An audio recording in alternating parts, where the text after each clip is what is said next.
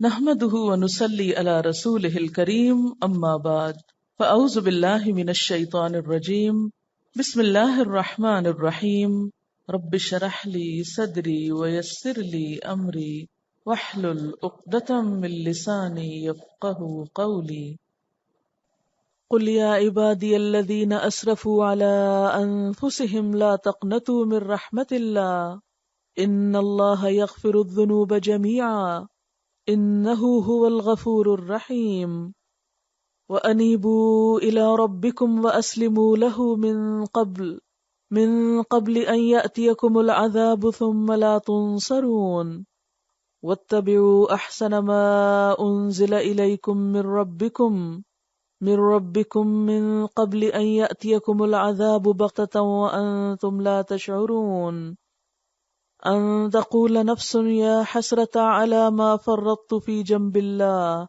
وإن كنت لمن الساخرين أو تقول لو أن الله هداني لكنت من المتقين أو تقول حين ترى العذاب لو أن لي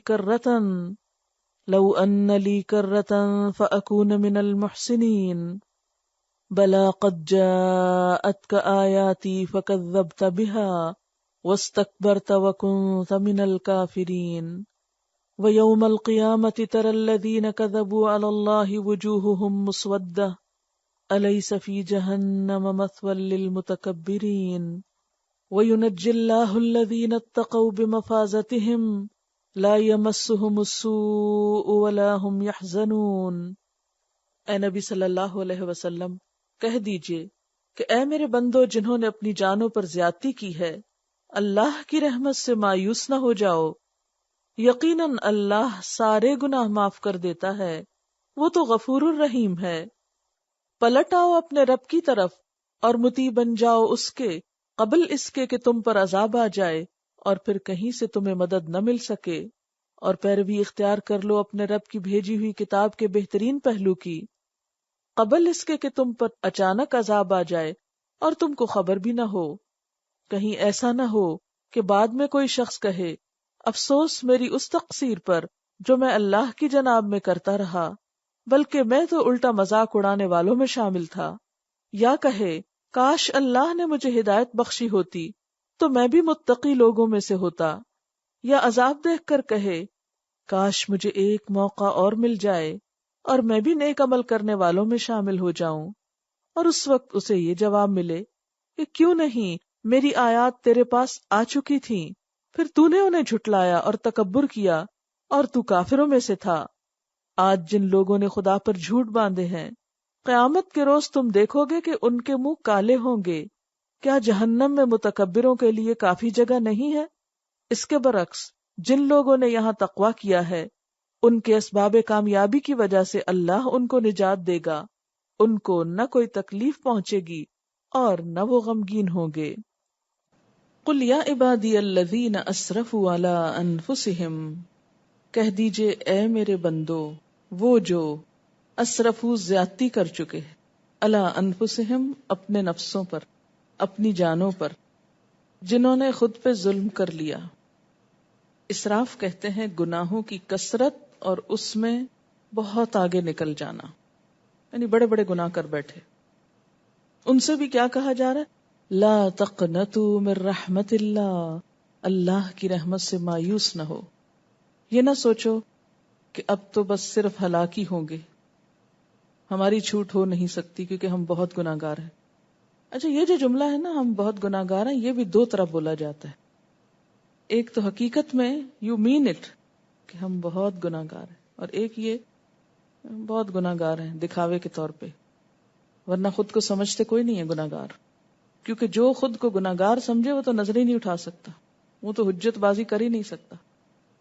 لا تقنطوا من رحمت اللہ، نہ تم مایوس ہو اللہ کی رحمت سے۔ ان اللہ یغفر الذنوب جمیعا، بے شک اللہ معاف کر دے گا گناہوں کو سارے کے سارے۔ اس آیت میں یہ ہے نا کہ اللہ معاف کر نہیں سکتا، فرمایا نہیں کر سکتا ہے، کر دے گا، کرے گا۔ کیوں؟ انہ هو الغفور الرحیم، کیونکہ وہ غفور الرحیم ہے۔ یہاں ہر شخص کو مایوسی سے نکالا جا رہا ہے. کتنا بھی بڑا کوئی گزشتہ زندگی میں گناہ یا جرم کیوں نہ ہو چکا ہو، اگر تم اللہ کی طرف پلٹ آؤ گے تو وہ تم کو معاف کر دے گا. طریقہ بتا دیا کہ اب کرو کیا، جو ہو چکا اس پہ روتے نہ رہو کہ وہ ہو گیا، کچھ اور بھی کرو، اور وہ ہے وَأَنِيبُوا، اور رجوع کر لو اِلَىٰ رَبِّكُمْ، اپنے رب کی طرف، لوٹ آؤ اپنے رب کی طرف، وَأَسْلِمُوا لَهُ، اور اس کی اطاعت کرو، اس کے آگے خود کو جھکا دو. من قبل ان یأتیکم العذاب، اس سے پہلے کہ تمہارے پاس عذاب آ جائے. عذاب کیوں آ جائے؟ اس لیے کہ نمبر 1 گناہ کیے، پھر پلٹے نہیں، پھر اللہ کی بات مانی نہیں، یا پھر گناہ کر کے مایوسی رہے کہ ہماری تو معافی ہونی نہیں، غم زدہ رہے، اور وہ جو اللہ نے اس دلدل سے نکلنے کے لیے کرنے کو کہا تھا وہ نہ کیا. فرمایا نکلو اس سے، پلٹو اپنے رب کی طرف، اور آئندہ اس کی اطاعت شروع کر دو، ورنہ کیا ہوگا کہ ایسا عذاب آئے گا کہ پھر ثم لا تنصرون، تم مدد نہ کیے جاؤ گے، کوئی تمہارا ساتھ نہ دے گا. تو اس سے کیا پتہ چلتا ہے کہ نمبر 1 اللہ تعالی کی ذات بہت وسعت والی ہے.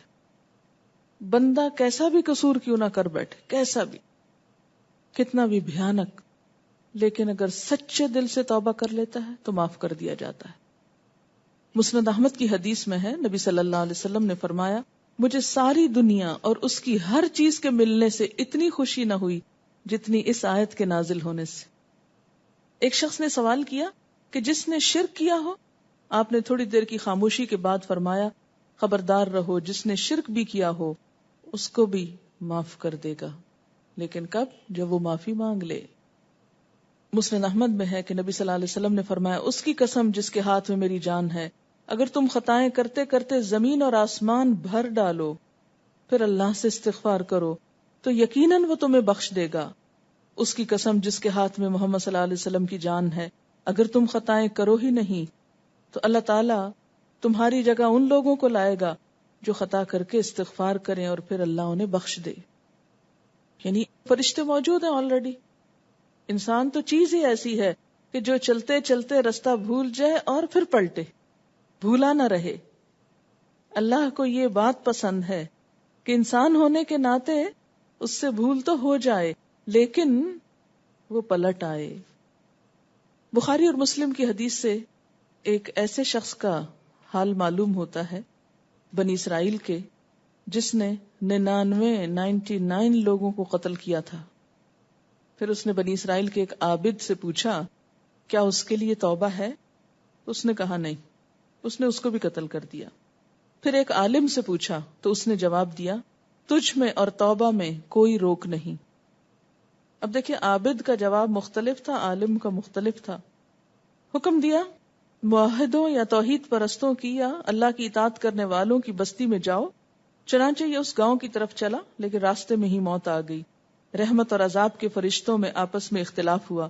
اللہ تعالیٰ نے زمین ناپنے کا حکم دیا تو ایک بالشت بھر نیک لوگوں کی بستی جس طرف وہ ہجرت کر کے جا رہا تھا وہ قریب نکلی اور یہ شخص انہی کے ساتھ ملا دیا گیا اور رحمت کے فرشتے اس کی روح کو لے گئے، کیونکہ وہ سچے دل سے اس ساری دلدل سے نکلنا چاہتا تھا. اسی لیے وہ پوچھ رہا تھا. توبہ کر لی اس نے، اور توبہ پر قائم رہنے کے لیے وہ اس بستی کی طرف مائگریٹ کر رہا تھا کہ میں جب تک برے لوگوں کی صحبت میں رہوں گا میں توبہ نہیں کر سکتا. اور چونکہ وہ چلنا شروع ہو گیا تھا، اس طرف جا رہا تھا، ابھی منزل کو نہیں پہنچا اور صرف ایک بالشت اس طرف قریب تھا، یعنی بنسبت اس کے جدر کو چھوڑ کے آیا تھا. تو ایک بالشت تم بڑھو اللہ کی طرف تو وہ 10 ہاتھ بڑھے گا تمہاری طرف. تو یہی اللہ کی رحمت ہے. مایوسی کفر ہے. ایک شخص نبی صلی اللہ علیہ وسلم کے پاس آیا، اس نے اپنے گناہ پہ افسوس کا اظہار کیا. آپ نے فرمایا یہ دعا پڑھ لو، اللہم مغفرتک اوسع من ذنوبی ورحمتک ارجع عندی من عملی. اے اللہ میرے گناہوں سے آپ کی بخشش زیادہ ہے اور اپنے عمل کی نسبت مجھے آپ کی رحمت سے زیادہ امید ہے. ہونا بھی یہی چاہیے کہ اپنے عمل پہ بھروسہ نہ ہو، کہ اس کی وجہ سے میں بخشا جاؤں گا، نہیں، میرے عمل تو کچھ نہیں اگر تیری رحمت اس سے بڑھ کر ہے۔ یہاں اس آیت کا یہ مطلب نہ سمجھا جائے کہ انسان جی بھر کے گناہ صرف اس لیے کرے کہ چونکہ اللہ تعالیٰ معاف جو کرتا ہے، اس لیے اس امید پہ گناہ کیے جاؤ، دوسروں پہ ظلم و زیادتی کیے جاؤ۔ جہاں وہ غفور الرحیم ہے وہاں قرآن پاک میں دوسری جگہ عزیز ذو انتقام بھی ہے۔ نبئ عبادی انی انا الغفور الرحیم وان عذابی هو العذاب العلیم۔ اے نبی صلی اللہ علیہ وسلم، میرے بندوں کو خبر دے دیجئے کہ میں بہت درگزر کرنے والا اور رحیم ہوں، مگر اس کے ساتھ میرا عذاب بھی نہایت دردناک عذاب ہے۔ اور پھر جب معافی مل جائے، پچھلے گناہ معاف ہو جائیں، تو کیا کرنا ہے؟ انیبوا الی ربکم، اپنے رب کی طرف لوٹ جانا ہے، رجوع کرنا ہے، واسلموا لہ، اور اپنے آپ کو اس کے حوالے کرنا ہے، اس پہ بھروسہ بڑھ جائے، اس کی طرف قدم اٹھنے لگے، اس سے پہلے کہ عذاب آ جائے، جیسے اس شخص پر موت آ گئی تھی، ثم لا تنصرون۔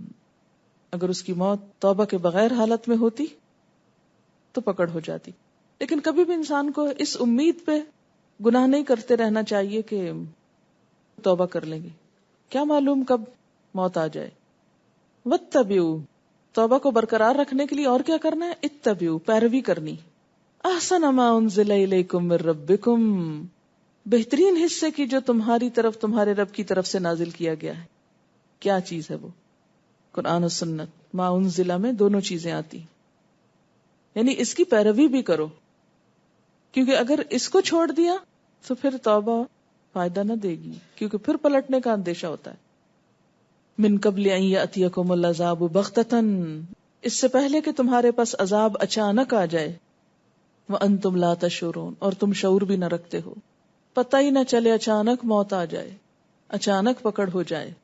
ان تقول نفس، کہیں کوئی شخص یہ نہ کہے، یا حسرتا علی ما فرطت فی جنب اللہ، ہائے افسوس مجھ پر جو بھی میں نے کمی کی اللہ کے حق میں۔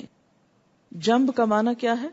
قرب و جوار، یعنی اللہ کے قرب کے لیے جو کچھ کرنا چاہیے تھا وہ میں نہ کر سکا، یا مراد جنت ہے کہ جنت میں جانے کے لیے جو چاہیے تھا وہ نہیں کیا، یعنی اللہ کی اطاعت اور قرآن پر عمل کرنے میں کوتاہی کی طرف اشارہ ہے۔ وَإِن كُنتُ لَمِنَ السَّاخِرِينَ، بلکہ میں تو الٹا مذاق اڑانے والوں میں سے تھا، ساخرین میں سے تھا، یعنی جو کوئی اور بھی اس رستے پہ چلتا میں تو اس پہ بھی ہنستا تھا۔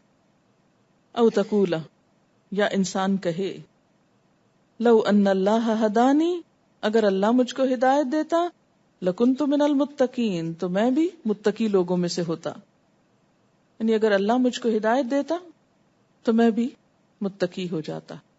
کیونکہ عام طور پر انسان کیا کرتا ہے، جب خود کام نہیں کر پاتا تو خود کو بلیم کرنے کی بجائے اللہ کو کرنے لگتا ہے۔ او تقولا، یا کہیں یہ نہ کہے، ہی نہ ترل عذاب، جب عذاب دیکھے، لو ان لی کرۃ فاکون من المحسنین، کاش مجھے ایک موقع اور مل جائے اور میں بھی نیک کام کرنے والوں میں شامل ہو جاؤں۔ اب یہ دیکھیں، ان تقولا، او تقولا، او تقولا، پھر یہ نہ کہنا، پھر یہ نہ کہنا، پھر یہ نہ کہنا، ابھی کر لو جو کرنا ہے۔ موقع ہاتھ سے نکل گیا تو پھر کچھ فائدہ نہ ہوگا، جیسے آتا نا، وَلَن يُؤَخِّرَ اللَّهُ نَفْسًا إِذَا جَاءَ أَجَلُهَا، اللہ کسی نفس کو بالکل مہلت نہیں دے گا جب اس کی موت کا وقت آ گیا۔ بلا قد جاءتک آیاتی، کیوں نہیں میری آیات تیرے پاس آئی تھیں، فکذبت بها، تو نے ان کو جھٹلا دیا، تو نے ان کو مان کے ہی نہیں دیا، واستکبرت، اور تو نے تکبر کیا، وکنت من الکافرین، اور تو کافروں میں سے ہو گیا۔ آیات آئی تھیں، تم نے پڑھا تھا، لیکن تم نے مانا نہیں، واستکبرت، خود کو بڑی چیز سمجھا اور انکار کرنے والوں میں شامل ہو گیا۔ وَيَوْمَ الْقِيَامَةِ، اور قیامت کے دن، تَرَى الَّذِينَ كَذَبُوا، تم دیکھو گے ان لوگوں کو جنہوں نے جھوٹ بولا، عَلَى اللَّهِ، اللہ پر، وُجُوهُهُمْ مُسْوَدَّةٌ، کہ ان کے چہرے سیاہ ہیں، کالے ہیں۔ یہ کذبوا علی اللہ وہی بات ہے جو پیچھے گزر چکی۔ اچھا، یہ چہرے سیاہ کیوں ہوں گے؟ ایک تو غم کی شدت سے، عذاب کی ہولناکیوں کی وجہ سے، یعنی خون خشک ہو جائے گا، چہرے کی سرخی اور کھلنا جو ہے وہ وہ ڈپینڈ کرتا ہے کہ انسان کتنا خوش ہے. جو انسان خوش ہوتا ہے اس کے چہرے پر ہی سارے اس کے تاثرات ہوتے ہیں. تو وہاں چونکہ غم ہی غم ہوگا اس لیے چہرہ بھی سیاہ ہو جائے گا. الیس فی جہنم مثوی للمتکبرین، کیا جہنم میں تکبر کرنے والوں کے لیے کوئی ٹھکانہ نہیں ہے؟ یعنی بہت جگہ ہے. وَيُنَجِّ اللَّهُ الَّذِينَ اتَّقَوْا بِمَفَازَتِهِمْ، اور نجات دے گا اللہ ان لوگوں کو جنہوں نے تقوی کیا. کامیابی کی جو وجوہات تھی ان کے عمل میں، اس وجہ سے اللہ ان کو بچا لے گا. لا یمسہم السوء، ان کو کوئی تکلیف نہ چھوئے گی. ولا ہم یحزنون، نہ وہ غمگین ہوں گے. یعنی قیامت کے دن اس کامیابی کی وجہ سے ان کو کوئی تکلیف نہ آئے گی اور نہ وہ پچھلی زندگی پر کوئی غم کریں گے.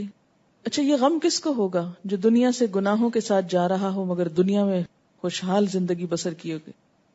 اگلا انجام دیکھ کے انسان حسرت کرے گا، کاش اب بچا لیا جاؤں، کیونکہ اب تو دنیا کی وہ ساری نعمتیں چھن گئی، آگے تو بڑا مشکل وقت ہے. تو غم میں مبتلا ہو جائے گا. دیکھیں نا، جس کو اس دنیا سے بڑھ کر آگے ملنے والا ہے اس کو دنیا چھوڑنے کا کیا غم؟ غم کس کے لیے ہے اس کو چھوڑنے کا؟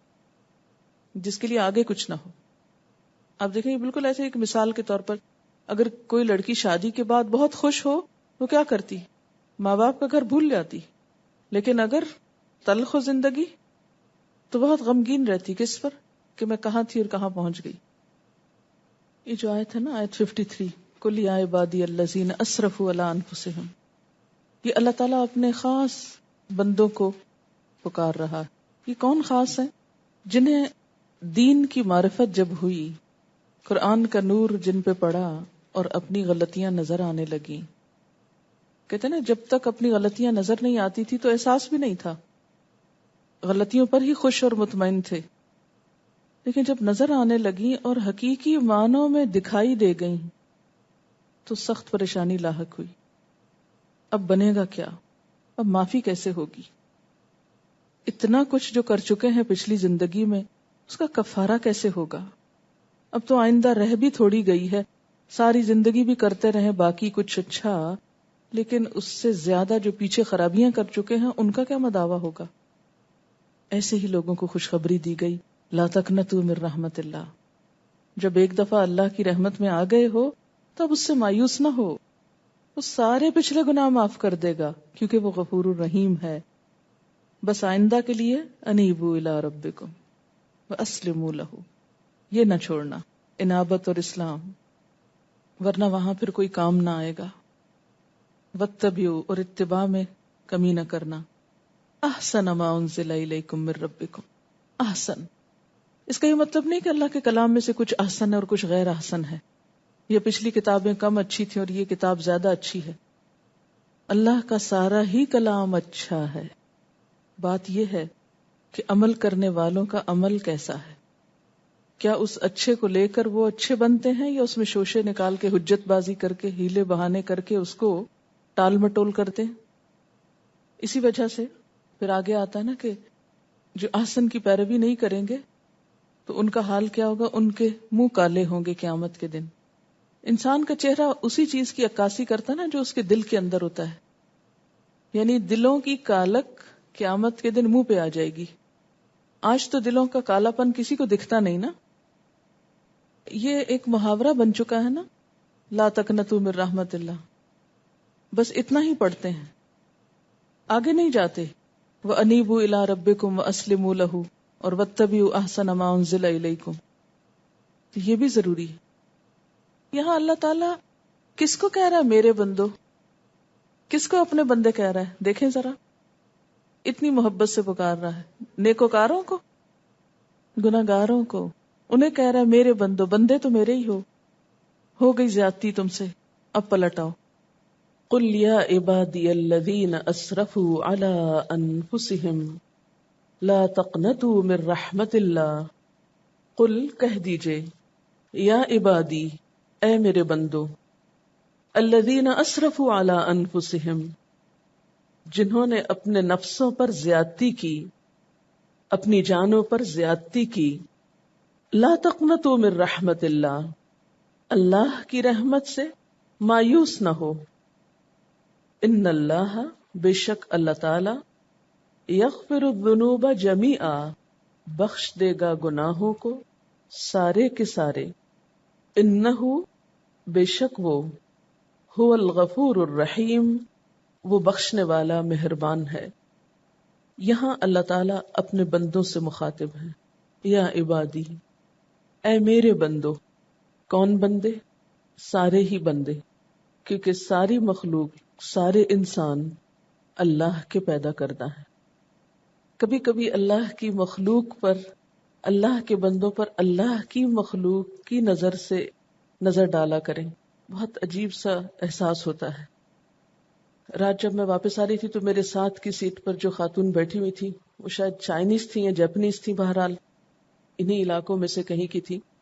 اب یہ ہے کہ میری کافی طبیعت خراب تھی، گفتگو کرنے کی میں پوزیشن میں نہیں تھی، چونکہ بالکل ساتھ والی سیٹ پر تھی تو میں ان کو دیکھ رہی تھی، کتاب پڑھ رہی تھی ڈایانا پہ۔ تو ظاہر ہے کہ نقش و نگار بھی فرق ہوتے ہیں، سٹائل بھی فرق ہوتے ہیں، کھانے پینے کا انداز بھی، چیزوں کے اٹھانے رکھنے کا ہر سٹائل فرق ہوتا ہے۔ میں اپنی تسبیح پہلے پڑھ رہی تھی، پھر تھوڑی سی دعا پڑھنے لگی، تو بہت ہی میرے دل میں اس کے لیے ایک ایسی ہمدردی اور ایسی محبت جاگی، اور اس کی بنیاد کیا تھی کہ یہ میرے رب کی مخلوق ہے، اللہ تعالیٰ نے اسے تخلیق کیا ہے، اس کے نقش و نگار، اس کا حال حلیہ، اس کا سب کچھ اس نے بنایا ہے، یہ اسی کا بندہ ہے جس کی میں بندی ہوں، اور اس کا بھی اپنے رب پر اتنا ہی حق ہے جتنا میرا ہے۔ لیکن مجھے اللہ تعالیٰ نے کہیں اور پیدا کیا، اس کو کہیں اور پیدا کیا، اور مجھے اتنی شرمندگی ایک طرح سے ہو رہی تھی کہ میرے ہاتھ میں جو کتاب ہے اور اس کے ہاتھ میں جو کتاب ہے، ٹھیک ہے علم تو دنیا کا کوئی بھی علم ہے، کچھ بھی پڑھا جا سکتا ہے، مجھے اس پر نہیں تھا کہ اس نے یہ کتاب کیوں اٹھا رکھی ہے، مجھے یہ تھا کہ اس نے کبھی یہ کتاب نہیں اٹھائی ہوگی۔ خاص طور پہ جب میں نے قرآن پاک نکال کے اپنا رکھا کہ میں اس کو تھوڑا پڑھ لوں، اس وقت میرے دل کی بہت عجیب حالت تھی کہ اللہ، وہ کون سا طریقہ، وہ کون سا راستہ، وہ کون سا ذریعہ ہوگا کہ یہ کتاب یہاں سے یہاں تک پہنچے گی۔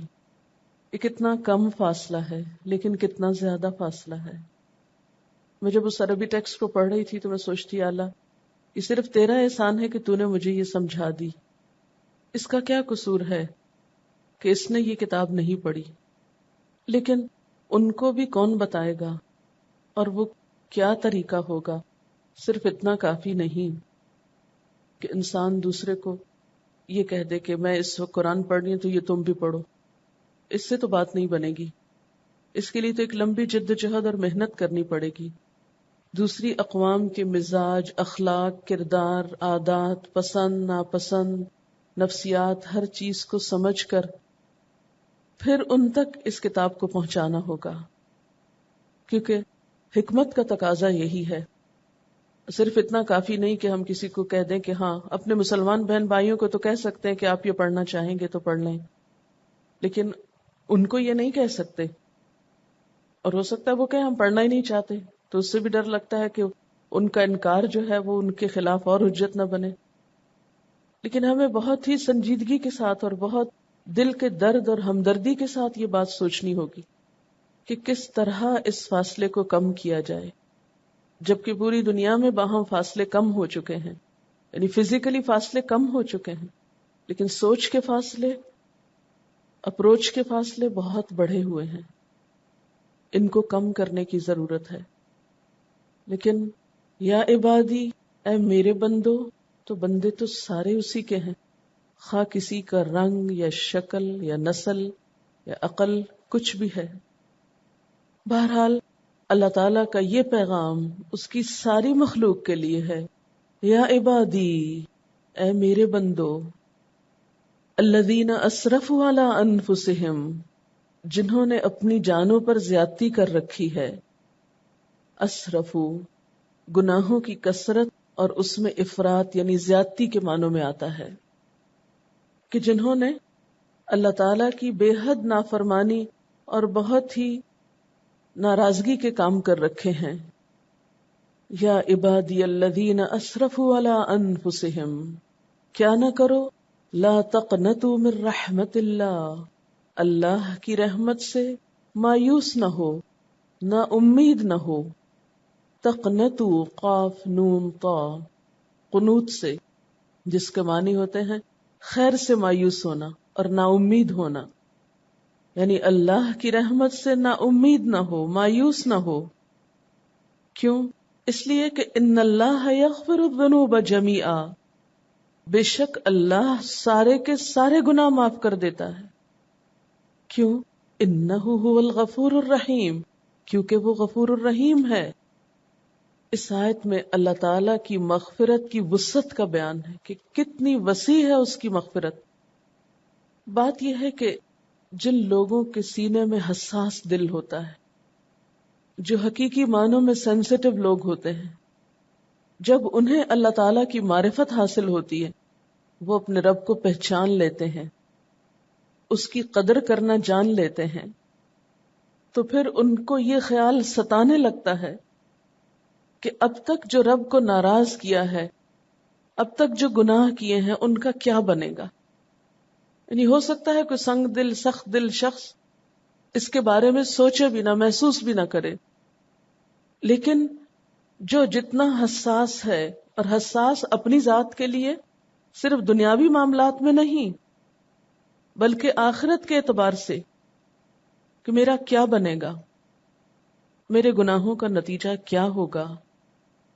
اور پھر جتنا زیادہ کوئی اللہ تعالیٰ کو پہچانتا ہے، اس کی معرفت حاصل کرتا ہے، اس کی قدر دل میں آتی ہے کہ وہ ہستی ہے کیا، اس کے انعامات ہیں کتنے، اس کے احسانات مجھ پر کس قدر زیادہ ہیں، اس کی رحمتیں کتنی مجھ پر عام ہیں، اس نے مجھے کیا کچھ دے رکھا ہے. تو پھر حقیقی معنوں میں شرمندگی اور ندامت سے سر جھک جاتا ہے. اتنی عظیم ہے وہ ذات، اتنا بڑا ہے وہ رب، اور میرا معاملہ اس کے ساتھ کس قدر زیادتی پر مبنی، میں کس قدر گناہگار. ایک تو ہوتا ہے نا زبانی کلامی رسمن کہہ دینا ہم بڑے گناہگار ہیں، اور ایک واقعی ندامت میں ڈوب کے کہنا کہ ہم گناہگار ہیں. ایسی ندامت کہ جس کے بعد آنسو بہ نکلیں کہ ہم گناہگار ہیں، ہم نے بہت زیادتیاں کی ہیں، بہت قصور کیے ہیں، بہت گناہ کیے ہیں. تو ایسے میں انسان کے اوپر ایک خاص قسم کی تکلیف دہ کیفیت طاری ہو جاتی ہے. اس انسان کی حساسیت اس کو ستانے لگتی ہے، وہ پریشان ہونے لگتا ہے، حتیٰ کہ یہ احساس بعض اوقات اس کو نا امید بھی کر دیتا ہے. اس کی زندگی میں مایوسی آنے لگتی کہ میرا کیا ہوگا، میں تو بخشا نہیں جا سکتا. تو ایسے لوگوں کے لیے اللہ تعالیٰ اپنی کتاب میں یہ اعلان فرما رہے ہیں، قل یا عبادی، آپ کہہ دیجئے، میرا پیغام بندوں تک پہنچا دیجئے. یعنی نبی صلی اللہ علیہ وسلم کے ذریعے پیغام پہنچایا جا رہا ہے. یا عبادی الذین اسرفوا علی انفسہم، اے میرے وہ بندو جنہوں نے اپنی جانوں پر زیادتیاں کر رکھی ہیں، بہت سے گناہ کر رکھے ہیں. تم یقین رکھو کہ تمہارا رب بہت رحمت کرنے والا ہے، تمہیں مایوس نہیں ہونا چاہیے. وہ غفور الرحیم ہے، وہ خود معاف کر سکتا ہے. اسے معاف کرنے کے لیے کسی سے مشورہ نہیں کرنا، کسی سے پوچھنا نہیں ہے. وہ سارے گناہوں کو معاف کر سکتا ہے. اور اس میں پھر خاص طور پر جو یہ بات ہے نا کہ لا تقنطوا من رحمت اللہ، اللہ کی رحمت سے نا امید نہ ہو، یہ انسان کا حوصلہ بڑھاتی ہے بات. رسول اللہ صلی اللہ علیہ وسلم نے جب لوگوں کو اللہ تعالیٰ کا پیغام پہنچایا اور لوگوں کے اندر ایمان لانے کا شوق آیا، تو اس وقت جو چیز ایمان لانے کے راستے میں رکاوٹ بن رہی تھی وہ کیا تھی کہ ہم نے تو بہت بڑے بڑے جرائم کیے ہوئے ہیں، ہمارا کیا بنے گا، کیا ایمان لا کر ہمارے پچھلے گناہ معاف ہو جائیں گے؟ تو انہیں تسلی دلائی گئی کہ ہاں، ایمان لانے کے بعد تم اس طرح ہو جاؤ گے گویا تم نے نئے سرے سے جنم لیا. اسی طرح وہ لوگ جنہوں نے ایمان لانے کے بعد بھی گناہ کیے ہوں، جیسے بنی اسرائیل کا ایک شخص جس نے 99 قتل کیے تھے. اسی طرح بعض دوسری روایات میں اور لوگوں کے گناہوں کا ذکر ملتا ہے کہ اسلام لانے کے بعد، ایمان لانے کے بعد بھی، یا پیدائشی طور پر مسلمان ہونے کے بعد جیسے ہم لوگوں کا حال ہے، لا علمی اور جہالت کے زمانے میں بعض اوقات کبیرہ گناہ بھی ہوئے اور ابھی تک کون سے باز آئے ہیں؟ جھوٹ، غیبت، چغلی عام طور پر معمول ہوتا ہے ہم لوگوں کا. ایسے میں جب بھی انسان کے اندر انسانیت جاگتی ہے، اللہ تعالیٰ کی معرفت کا جذبہ گہرا ہوتا ہے، تو پہلا خیال اپنے آپ کا آتا ہے. سب سے پہلے اپنے عیب نظر آنے لگتے ہیں. حقیقی تقوی، حقیقی ایمان اور حقیقی معنوں میں خدا ترسی ہے ہی یہ کہ انسان کو اپنے عیب اور اپنے گناہ نظر آنے لگ جائیں.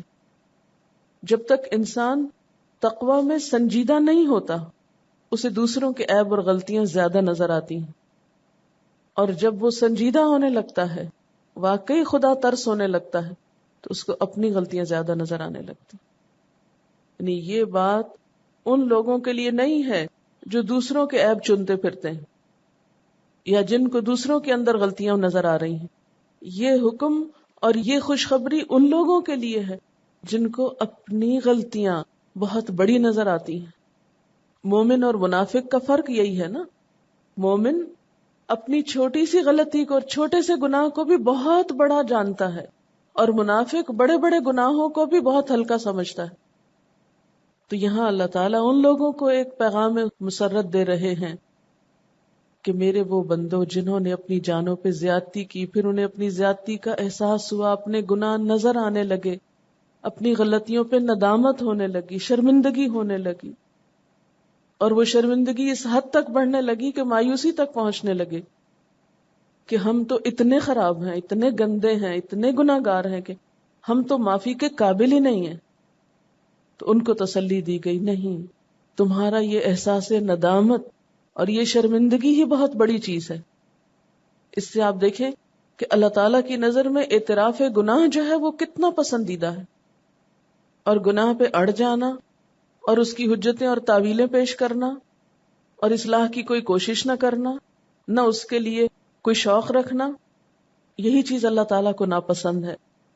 لہذا یہاں پر تسلی دی جا رہی ہے کہ اے میرے بندو جنہوں نے گناہ کیے یا شرک کیا، اللہ تعالیٰ کی طرف پلٹ آؤ. وہ بہت غفور الرحیم ہے. جو گناہوں کا اعتراف کرے گا، اخلاص سے اللہ تعالیٰ کی طرف متوجہ ہوگا، اللہ تعالیٰ اس کے ہر طرح کے گناہ معاف فرما دیں گے. پھر اس آیت کو ایک اور کانٹیکسٹ میں بھی دیکھیے. اب دیکھیں کہ دنیا میں جتنا بھی شرک ہے اس کے بہت سے اسباب ہیں، لیکن ان اسباب میں ایک بڑا سبب اللہ کی رحمت سے مایوس ہونا ہے. جب لوگ یہ سمجھتے ہیں کہ اللہ تعالیٰ تو ہماری دعا نہیں سنتا، وہ ہمیں معاف نہیں کرے گا، وہ ہماری طرف رحمت کی نظر نہیں کرے گا، تو یہ مایوسی ان کے اندر پھر سہاروں کی تلاش کی امنگ پیدا کر دیتی کہ پھر اللہ تعالیٰ کے علاوہ دوسرے سہارے تلاش کیے جائیں. اور اس طرح لوگوں نے پھر اپنے خیال سے اور اپنی سوچ سے بعض اوقات اللہ تعالیٰ کے مقرب یا اللہ کے کچھ رشتے تلاش کیے. مثلاً فرشتوں کو اللہ تعالیٰ کی بیٹیاں کہا گیا کہ بیٹیاں ہر ایک کو بہت پسند ہوتی ہیں، اور بیٹیوں کی بات تو باپ رد نہیں کرتے، اس لیے ان کے سہارے اپنی بخشش کرائی جائے. کسی نے کہا کہ نہیں، بیٹا بہت عزیز ہوتا ہے، اس لیے عیسیٰ علیہ السلام کو اللہ تعالیٰ کا بیٹا بنا دو اور ان کے سہارے بخشش کرواؤ. کیونکہ آپ نے کرسچینٹی میں پڑھا ہوگا کہ ان کے ہاں اللہ تعالیٰ کے غفور الرحیم ہونے کا کانسیپٹ نہیں ہے. وہ کہتے ہیں کہ اللہ تعالیٰ معاف نہیں کر سکتے. ہاں، عیسیٰ علیہ السلام جو سولی پر چڑھے ہیں تو ان کے سولی پر چڑھنے کی وجہ سے، ان کی سیکریفائس یا ان کی قربانی کی وجہ سے باقی لوگوں کے گناہ معاف ہو سکتے ہیں اگر وہ ان پر ایمان لے آئیں. لیکن مسلمانوں کے ہاں کیا ہے کہ نہیں، اللہ تعالیٰ غفور الرحیم ہے، اس کو کسی بندے کو معاف کرنے کے لیے اپنے کسی عزیز پیارے کی قربانی نہیں چاہیے. تو بہرحال یہاں پر شرک کا کلا کما کیا گیا ہے کہ کسی اور کے سہارے کی ضرورت نہیں، ڈائریکٹ آؤ اس کے پاس، وہ سارے گناہ معاف کر سکتا ہے. کچھ بھی جو کیا ہو تم نے، سب کچھ معاف ہو سکتا ہے، صرف اعتراف کی ضرورت ہے. یعنی اللہ کی رحمت سے مایوس ہو کر دوسروں کے سہارے مت پکڑو، براہ راست اسی سے بخشش طلب کرو. وہ بہت غفور الرحیم ہے، اس کی طرف متوجہ ہو. اور تمہیں یہ غلط فہمی نہ رہے کہ ہر شخص اللہ تعالیٰ تک رسائی نہیں رکھتا. ہر وہ شخص براہ راست اپنے رب تک رسائی حاصل کر سکتا ہے، پہنچ سکتا ہے، جو اپنے گناہوں کا اعتراف کر سکتا ہے. پھر آپ دیکھیے کہ شفاعت کا عقیدہ بھی تو یہیں سے جنم لیتا نا. یعنی خود کام کرنے کی بجائے شفاعت کے سہارے بخشش کا جو خیال ہے اس کی بھی یہاں تردید ہوتی. کس طرح؟ آپ یوں سمجھیے کہ جیسے مشرکین کے ہاں اللہ تعالیٰ تک رسائی حاصل کرنے کے لیے دیویوں اور دیوتاؤں کی ضرورت تھی، جس طرح سورۃ الزمر میں اللہ تعالیٰ فرماتے ہیں ما نعبدہم الا لیقربونا الی اللہ زلفی، ہم ان کی عبادت نہیں کرتے مگر اس لیے کہ یہ ہمیں اللہ کے قریب کرتے ہیں، ہم ان کا سہارا اس لیے لیتے ہیں کہ یہ ہمیں خدا تک پہنچاتے ہیں. اور یہاں پر کیا بتایا گیا کہ نہیں، کسی اور سہارے کی ضرورت نہیں، خدا و اللہ کی بارگاہ میں توبہ کر لو، معافی مانگ لو، وہ سب کچھ معاف کر دے گا. مسلمانوں کے ہاں عام طور پر دیویوں اور دیوتاؤں کا تصور تو نہیں، لیکن ان کا بدل تلاش کر لیا انہوں نے کہ کچھ نیک بزرگوں کا سہارا پکڑ لیا جائے اور ان کے سہارے جنت میں پہنچا جائے، ان کا دامن تھام لیا جائے، ان کا کپڑا پکڑ لیا جائے اور ان کے ذریعے جنت میں پہنچ جائیں. دین میں اس بات کا کوئی تصور نہیں. ہر شخص کو خود عمل کرنا ہے. کسی کے عمل کی بنیاد پر آپ جنت میں نہیں پہنچ سکتے. ہر ایک کا عمل اس کے اپنے لیے ہے. لیس للانسان الا ما سعى. اور پھر آپ دیکھیں کہ بہت سی احادیث بھی اس آیت کی تائید کرتی ہیں. حضرت ابن مسعود رضی اللہ تعالی عنہ بیان فرماتے ہیں کہ نبی اکرم صلی اللہ علیہ وسلم نے فرمایا بڑے بڑے گناہ یہ ہیں اللہ کے ساتھ شرک کرنا، اللہ کی تدبیر سے نڈر رہنا، اللہ کی رحمت سے آس توڑ بیٹھنا اور اس کی رحمت سے مایوس ہونا. رسول اللہ صلی اللہ علیہ وسلم نے فرمایا مومن بندہ جب گناہ کرتا ہے تو اس کے دل پر ایک سیاہ نقطہ لگ جاتا ہے، اگر توبہ کر لیتا ہے تو اس کی صفائی ہو جاتی ہے، اور اگر گناہ زیادہ کرتا ہے تو وہ سیاہی پھیلتی ہے یہاں تک کہ وہ سیاہی سارے دل کو گھیر لیتی ہے. اس کا بیان آیت کریمہ کلا بل ران علی قلوبہم میں ہے، یعنی ان کے اعمال کی وجہ سے ان کے دلوں پہ زنگ چڑھ گیا ہے. اللہ تعالیٰ فرماتے ہیں اے ابن آدم، جب تو بھی مجھ سے دعا کرے اور مجھ سے امید رکھے تو تیرے جتنے بھی گناہ ہوں گے میں بخش دوں گا، اور مجھے اس کی کچھ پرواہ نہیں.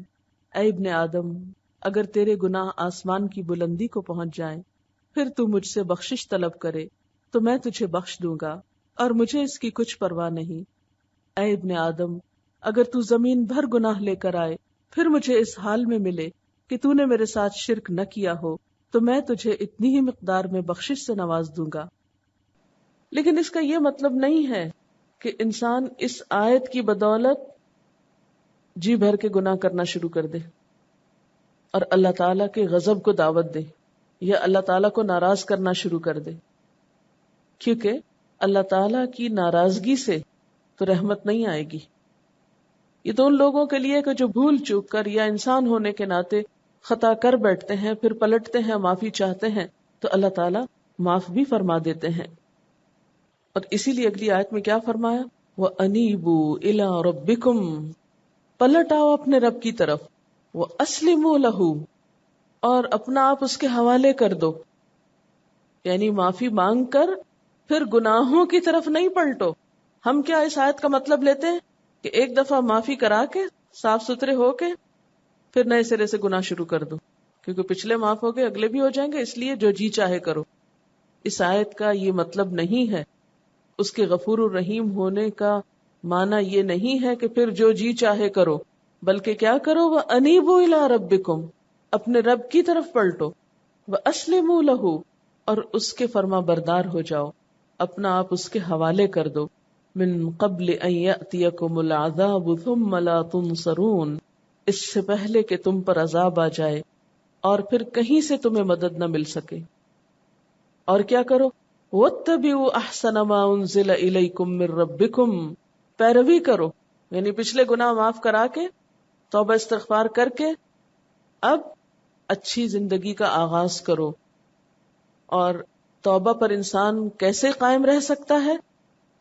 جب نمبر 1 اپنے رب کی طرف رجوع کرے.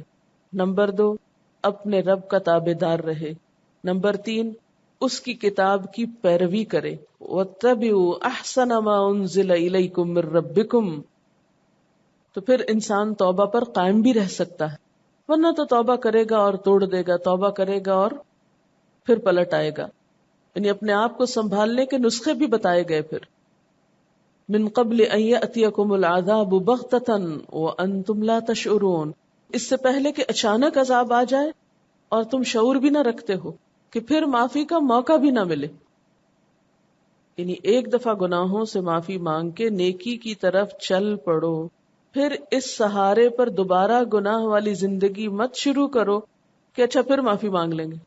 نہیں، تمہیں کیا پتا کہ دوبارہ معافی مانگنے کا موقع نہ ملے. اچانک ہی کوئی ایسا حادثہ خدا نہ خواستہ پیش آ جائے کہ معافی مانگنے کی مہلت ہی نہ رہے بغتتاً. اور انسان ہر وقت حادثوں کی زد میں ہے، کچھ معلوم نہیں کس وقت کیا پیش آ جائے. وَأَنْتُمْ لَا تَشْعُرُونَ، اور تمہیں پتا بھی نہ چلے، اور پھر تم مجرم کی حیثیت سے پکڑے ہوئے اپنے رب تک پہنچو. اس وقت کہیں یہ نہ کہو ان تقول نفس یا حسرۃ علی ما فرطت فی جنب اللہ، ہے افسوس مجھ پر جو بھی میں نے اللہ کی جناب میں کوتاہی کی. کاش میں یہ کمی نہ کرتا، میں اللہ کا حق دے کر آتا، میں اپنی پوری کوشش اس راہ میں لگا کر آتا. وَإِن كُنتُ لَمِنَ السَّاخِرِينَ، بلکہ میں تو الٹا مذاق اڑانے والوں میں شامل تھا. یعنی جو دین کی طرف جا رہے تھے اور جو دین پر عمل کر رہے تھے ان کا مذاق کرتا تھا.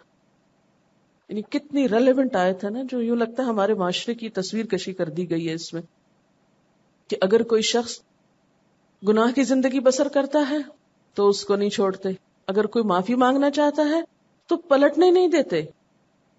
کیسی کیسی باتیں کرتے ہیں. یعنی اگر کوئی شخص گناہ کی زندگی چھوڑ کر توبہ استغفار کر کے ان احکامات پہ عمل کرتا ہے، وَأَنِيبُوا إِلَىٰ رَبِّكُمْ وَأَسْلِمُوا لَهُ اور وَاتَّبِعُوا أَحْسَنَ مَا أُنزِلَ إِلَيْكُمْ، وہ ایک نئی زندگی کا آغاز کرنا چاہتا ہے تو لوگ چھوڑتے ہی نہیں. کہتے اپنا ماضی تو دیکھو، اب تک کیا کرتے رہے ہو اور اب تمہیں نیک بننے کا شوق چرایا ہے. یعنی جو لوگ خود عمل نہیں کرتے کسی کو بھی نہیں کرنے دیتے. تو پھر قیامت کے دن جا کر ایسے لوگ افسوس کریں گے کہ کاش میں یہ مذاق نہ اڑاتا، نہ دین کا اور نہ دین والوں کا. یا قیامت کے دن پھر تم کو یا موت کے بعد تم کو یہ حسرتیں نہ ہو کہ اگر اللہ مجھے ہدایت دیتا تو میں بھی متقی لوگوں میں سے ہوتا. یا یہ حسرتیں نہ ہو عذاب دیکھ کر کہ کاش ایک دفعہ واپس پلٹنا ہوتا تو میں بھی محسنین میں سے ہو جاتا. لیکن تمہارا حال تو کیا تھا کہ میری آیات آئی تھی، تم نے ان کو جھٹلایا اور تکبر کیا اور تم کافروں میں سے تھے. اس لیے وہاں پر پھر اصل حقیقت کھل جائے گی، لوگوں کی سیاہ چہروں والے سامنے آ جائیں گے، اور یہ گناہوں کی سیاہی ہوگی جو دل کے اندر تھی وہ باہر آ جائے گی. یعنی توبہ نہ کرنے اور گناہوں پر اڑے رہنے کا اصل سبب تکبر ہوگا، جس کا برا انجام وہ دیکھیں گے. قل يا عبادي الذين أسرفوا على أنفسهم لا تقنطوا من رحمة الله إن الله يغفر الذنوب جميعا إنه هو الغفور الرحيم وأنيبوا إلى ربكم وأسلموا له من قبل أن يأتيكم العذاب ثم لا تنصرون واتبعوا أحسن ما أنزل إليكم من ربكم من قبل أن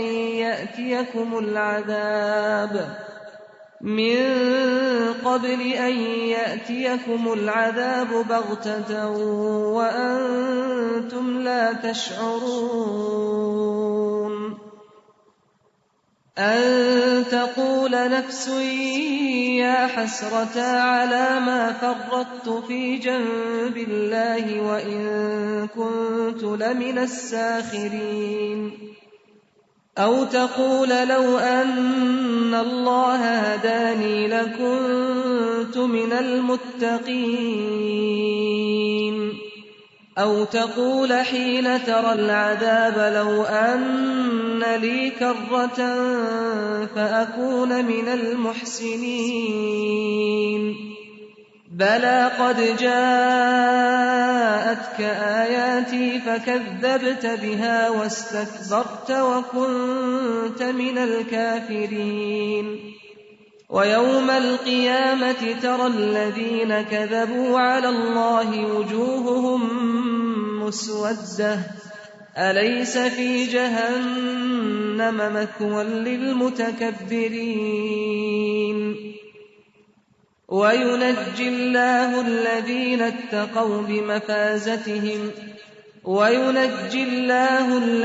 اتقوا بمفازتهم لا يمسهم السوء ولا هم يحزنون.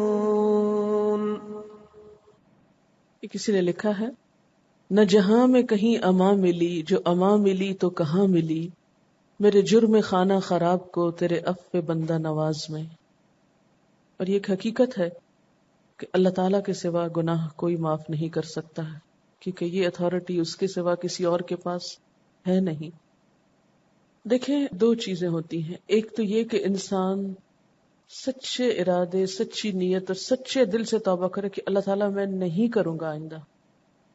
اور اللہ تعالیٰ نیت جانتے کہ کس نیت سے کر رہا ہے نا، یہ کیا کہہ رہا ہے. اور اللہ تعالیٰ کو یہ بھی پتا ہے کہ یہ کمزور انسان ہے. اور پھر ہو جائے تو کوئی بات نہیں، لیکن اگر توبہ کرتے ہوئے ہی ڈاواڈول ہیں اور اس وقت بھی پورا عہد نہیں ہو رہا اور پوری طرح کمٹمنٹ نہیں ہو رہی کہ نہیں وہ میں کرنا تو چاہتا ہوں بس آپ یہ معاف کر دیں، تو ان دو رویوں میں بہت فرق ہے. ایک دفعہ نکلیں تو اس سے ہم کیوں اس شک میں مبتلا ہیں کہ ضروری ہم پڑ جائیں گے. اللہ کی رحمت ہوگی تو انشاءاللہ گناہوں سے بھی بچ جائیں گے، آخر وہ بھی تو انسان ہوتے ہیں جو بچ جاتے ہیں. تو ہم اللہ تعالیٰ سے یہ دعا بھی کریں کہ اللہ تعالیٰ ہمیں وہ طاقت و ہمت، وہ ماحول اور وہ سب کچھ عطا کرے کہ جس سے ہم پھر بچ جائیں. اسرفو کا لفظ بہت ریلیونٹ ہے کہ اس میں گناہوں کی کثرت اور اس میں بہت زیادتی کا معنی ہے. اسراف کہتے ہیں نا حد سے بڑھنا، یعنی اتنے گناہ کہ حد سے بڑھ گئے گناہوں میں، ساری حدیں توڑ گئے. اس کے بعد بھی معافی ہے، کیونکہ بہت سے لوگ اچھی زندگی کی طرف اس لیے بھی نہیں پلٹتے، اتنی خراب زندگی گزاری، اتنے بڑے بڑے گناہ ہیں کہ ہم معاف کیے جانے کے لائق نہیں. تو یہ تسلی دی جا رہی ہے کہ نہیں، کچھ بھی ہو اللہ تعالیٰ کے نزدیک ان چیزوں کی اہمیت نہیں، اصل اہمیت ہے اس پلٹنے والے دل کی جو پورے اخلاص کے ساتھ پلٹتا ہے. حدیث میں آتا ہے نا التائب من الذنب کمن لا ذنب لہ، گناہ سے توبہ کرنے والا ایسا ہے گویا اس نے کوئی گناہ کیا ہی نہ ہو. پھر جو عبادات ہیں، حج ہے، نماز ہے، صدقہ خیرات ہے، ہر نیکی پچھلے گناہ کو مٹاتی بھی ہے. معلوم ہے آپ کو یہ بات؟ ان الحسنات یذہبن السیئات، جب آپ صفائی کرتے ہیں تو ساری ڈسٹ اور ساری میل گندگی سب نکل جاتی ہے نا. تو اسی لیے تو آپ کو ساتھ ہی نسخہ بتا دیا گیا کہ توبہ پہ قائم رہنا چاہتے ہیں تو پھر انیبو اور اسلمو اور اتبعو کا طریقہ اختیار کرو.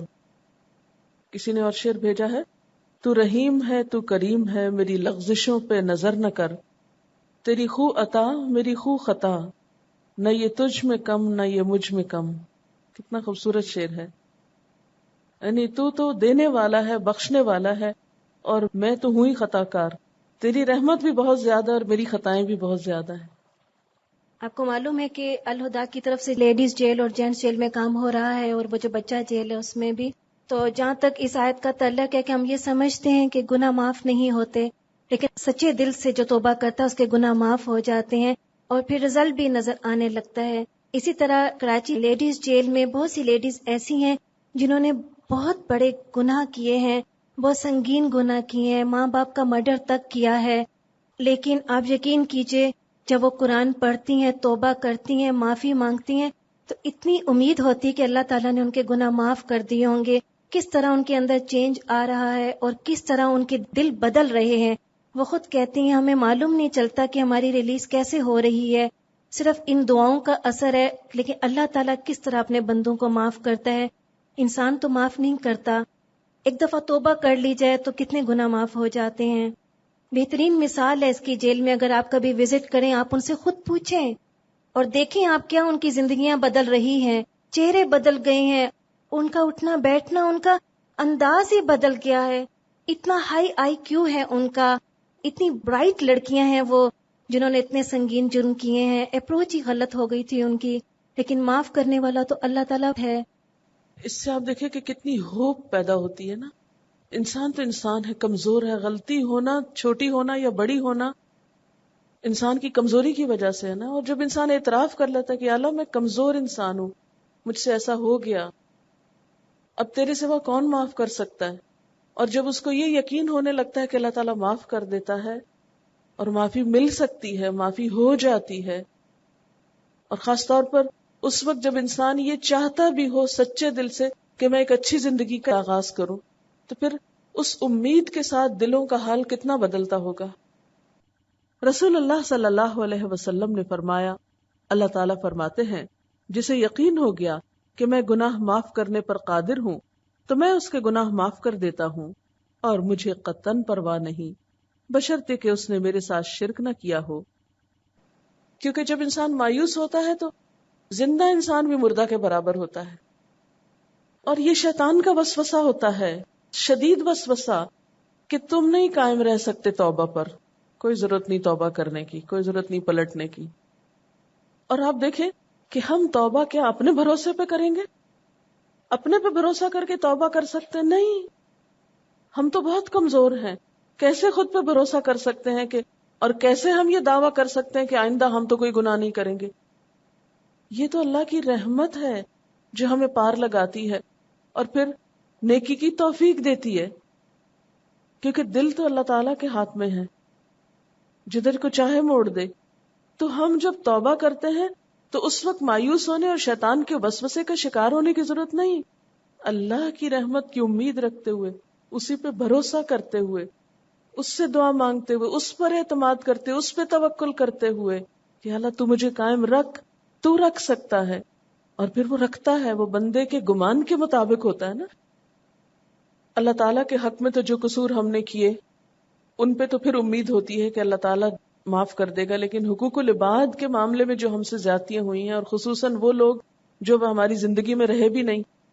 بعض لوگ ایسے ہیں نا کہ جو ماضی میں ہمارے ساتھ کہیں ان کا کوئی واسطہ رشتہ تھا، یا وہ فوت ہو گئے یا ہم سے جدا ہو گئے. اب وہ بڑی ندامت آتی ہے کہ ان گناہوں کی معافی کیسے ہوگی، یا ان لوگوں پہ جو ہماری طرف سے زیادتی ہوئی یا ظلم ہوا اس کا کیا بنے گا، تو اس کا کیا کیا جائے. اس میں آپ دیکھیں کہ جو فوت ہو چکے ہیں ان کے لیے کثرت سے بخشش کی دعا کرنا اس گناہ کا کفارہ ہو سکتا ہے. اگر کسی کا حق مارا ہے، مالی مثلا کسی کا مال کھایا یا کچھ چرایا یا کچھ بھی، تو اتنی قیمت کا کم از کم مال ان کی طرف سے صدقہ کر دینا ان کے نام پہ کہ اللہ اس کا ثواب انہی کو پہنچا دے. یا اسی طرح ان کے رشتہ داروں سے حسن سلوک کرنا اگر وہ کہیں بھی اویلیبل ہوں. مثلا ایک شخص آپ صلی اللہ علیہ وسلم کے پاس آیا اور اس نے کہا کہ میں نے اپنی ماں کے ساتھ زیادتی کی اور وہ فوت ہو چکی. تو آپ نے فرمایا کیا تمہاری خالہ زندہ ہے؟ اس کے ساتھ حسن سلوک کرو تو وہ اس گناہ کا کفارہ ہو جائے گا. تو مثلا ماں کی نافرمانی کی، اب خالہ زندہ یا نانی زندہ ہے، اس کے ساتھ اچھا سلوک کیا جائے. شوہر کے ساتھ زیادتی کی، فوت ہو گیا یا چلا گیا یا جو بھی، اس کے پیرنٹس یا اس کے کوئی بھی رشتہ دار یا اس کے بچے، ان کے ساتھ اچھا سلوک کیا جائے، انشاءاللہ وہ پچھلے گناہوں کا کفارہ ہوگا. میری ایک اسٹوڈنٹ میرے پاس آئی اور کہنے لگی کہ میری ایک دوست ہے اور وہ پہلے مسلمان نہیں تھی، اس نے اسلام قبول کیا اور جو پچھلی اس کی زندگی تھی بہت ہی زیادہ گناہوں میں تھی، یعنی ہر قسم کے گناہ کرتی رہی وہ. اب وہ بہت زیادہ نادم اور شرمندہ ہے. اب اس کی شادی ایک بہت اچھے مسلمان سے طے پائی ہے، لیکن وہ بہت زیادہ پریشان ہے. میں نے کہا پریشانی کس بات کی؟ کہ اگر اس کے شوہر نے اس سے کہا کہ تم ورجن نہیں ہو یا تم کیا کچھ کرتی رہی ہو، تو وہ کہتی کہ میں اس کو فیس نہیں کر سکوں گی، تو مجھے کیا کرنا چاہیے؟ کیا اس بچی کو جھوٹ بولنا چاہیے، یا یہ ہے کہ اس کو بتا دینا چاہیے سب کچھ سچ سچ، یا کیا کرے؟ لیکن بہت نادم ہے، بہت شرمندہ ہے، بہت توبہ کر رہی ہے اور بہت ہی اچھی مسلمان بن گئی ہے، کہ بہت ہی جسے کہتے ہیں کہ ہر لحاظ سے حقوق اللہ اور حقوق العباد میں بہت عمدہ زندگی اب بسر کر رہی. تو میں نے اس سے کہا کہ دو چیزیں ہیں. ایک تو یہ کہ جس گناہ پہ اللہ تعالیٰ پردہ ڈال دے اس کا خود ذکر نہیں کرنا چاہیے. جو اللہ تعالیٰ نے چھپا دیا اس کو خود مت کھولو.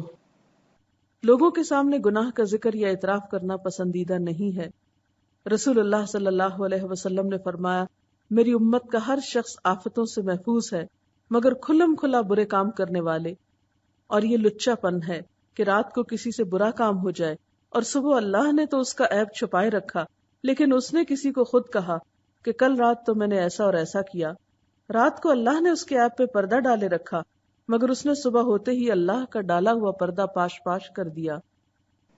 اسے خود سے کچھ بھی بتانے کی ضرورت نہیں، کوئی پوچھے تو اگنور کرنے کی کوشش کرو، کیونکہ گناہوں کی پٹاری نہ کھلے تو بہتر ہے، جو ختم ہو گئے سو ہو گئے، اور یعنی کہ جھوٹ کی کوئی گنجائش نہیں، اس لیے کہ جھوٹ کھل جاتا ہے۔ اور اس میں ایک یہی آیت، اسی طرح کچھ اور آیتیں اور کچھ احادیث میں نے اسے بتائیں جو توبہ، استغفار اور نئی زندگی شروع کرنے سے متعلق ہے۔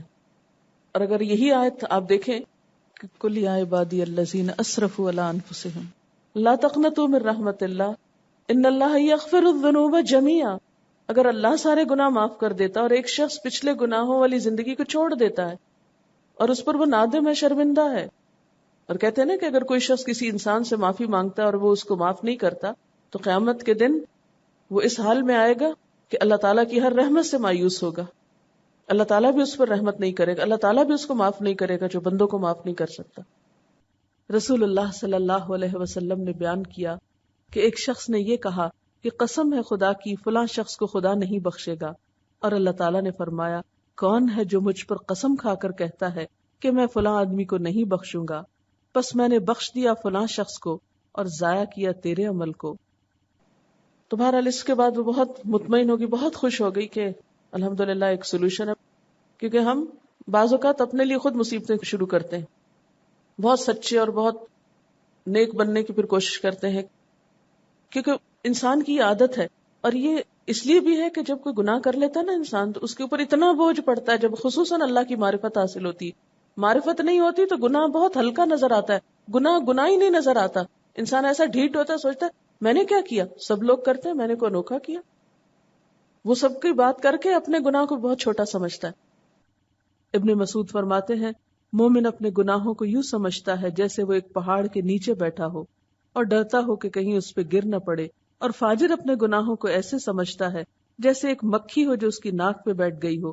پھر انہوں نے اپنے ہاتھ کے اشارے سے بتایا کہ اس نے اس طرح کر کے مکھی کو ناک سے اڑا دیا۔ لیکن جس انسان کو سچے معنوں میں اللہ تعالیٰ کی معرفت ہوتی ہے اس کو اپنا گناہ چھوٹا نہیں نظر آتا کبھی، پھر اس کے اندر شدید ندامت اٹھتی ہے، پھر وہ سوچتا ہے کیا طریقہ اختیار کرو۔ پھر بعض اوقات جہالت میں، لا علمی میں ہم اپنے گناہ دوسروں کو بتانا شروع کر دیتے ہیں تاکہ ہمارے دل کا بوجھ ہٹے، اور جب ہم بتا بیٹھتے ہیں تو پھر اس سے زیادہ بوجھ اور پڑ جاتا ہے کہ اب یہ اس کو پتا چل گیا، یہ پتہ نہیں اور کس کو بتا دے گا، اور وہ آگے پتہ نہیں کس کو بتا دے گا، پھر ایک اور مصیبت لے لیتے ہیں۔ اس لیے اس حدیث کو ہمیشہ یاد رکھیں، التائب من الذنب کمن لا ذنب لہ، گناہ سے توبہ کرنے والا ایسا جیسے اس نے گناہ کیا ہی نہ ہو، وہ بالکل ان دوسرے لوگوں کی طرح جنہوں نے گناہ کیا نہیں، اور آئندہ کے لیے اپنے رب کا سہارا تھام لے، اس کو پکڑ لے۔ تو یہ آیت قرآن پاک کی بہت خوبصورت آیتوں میں سے ہے کہ اللہ تعالیٰ نہ صرف یہ کہ گناہ معاف کر دیتا ہے بلکہ گناہوں کو نیکیوں میں بھی بدل سکتا ہے۔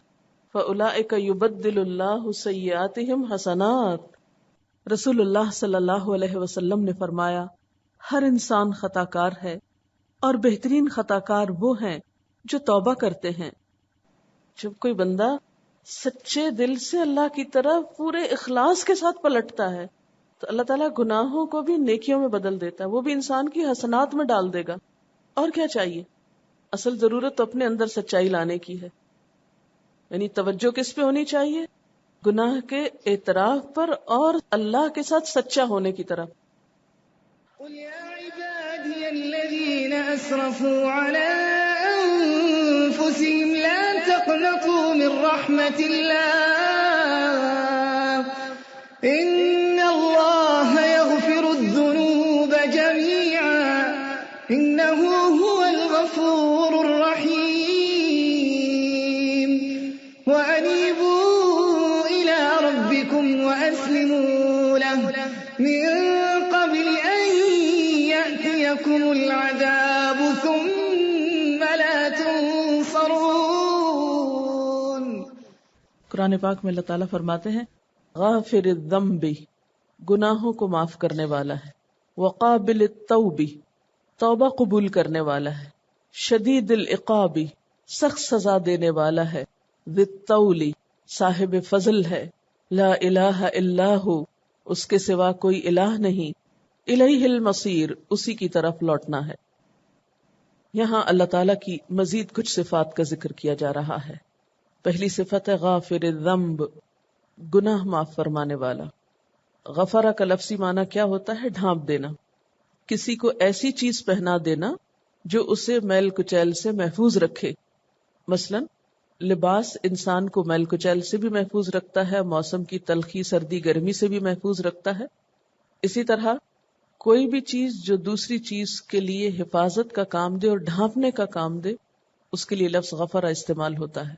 تو غافر الذنب، اللہ تعالی گناہوں کو ڈھانپنے والا ہے، معاف کرنے والا ہے، یعنی ان کو ڈھانپ دینے والا ہے، اس طرح چھپا دینے والا ہے کہ اس کے بعد کسی کو اس گناہ کا پتہ ہی نہ چلے۔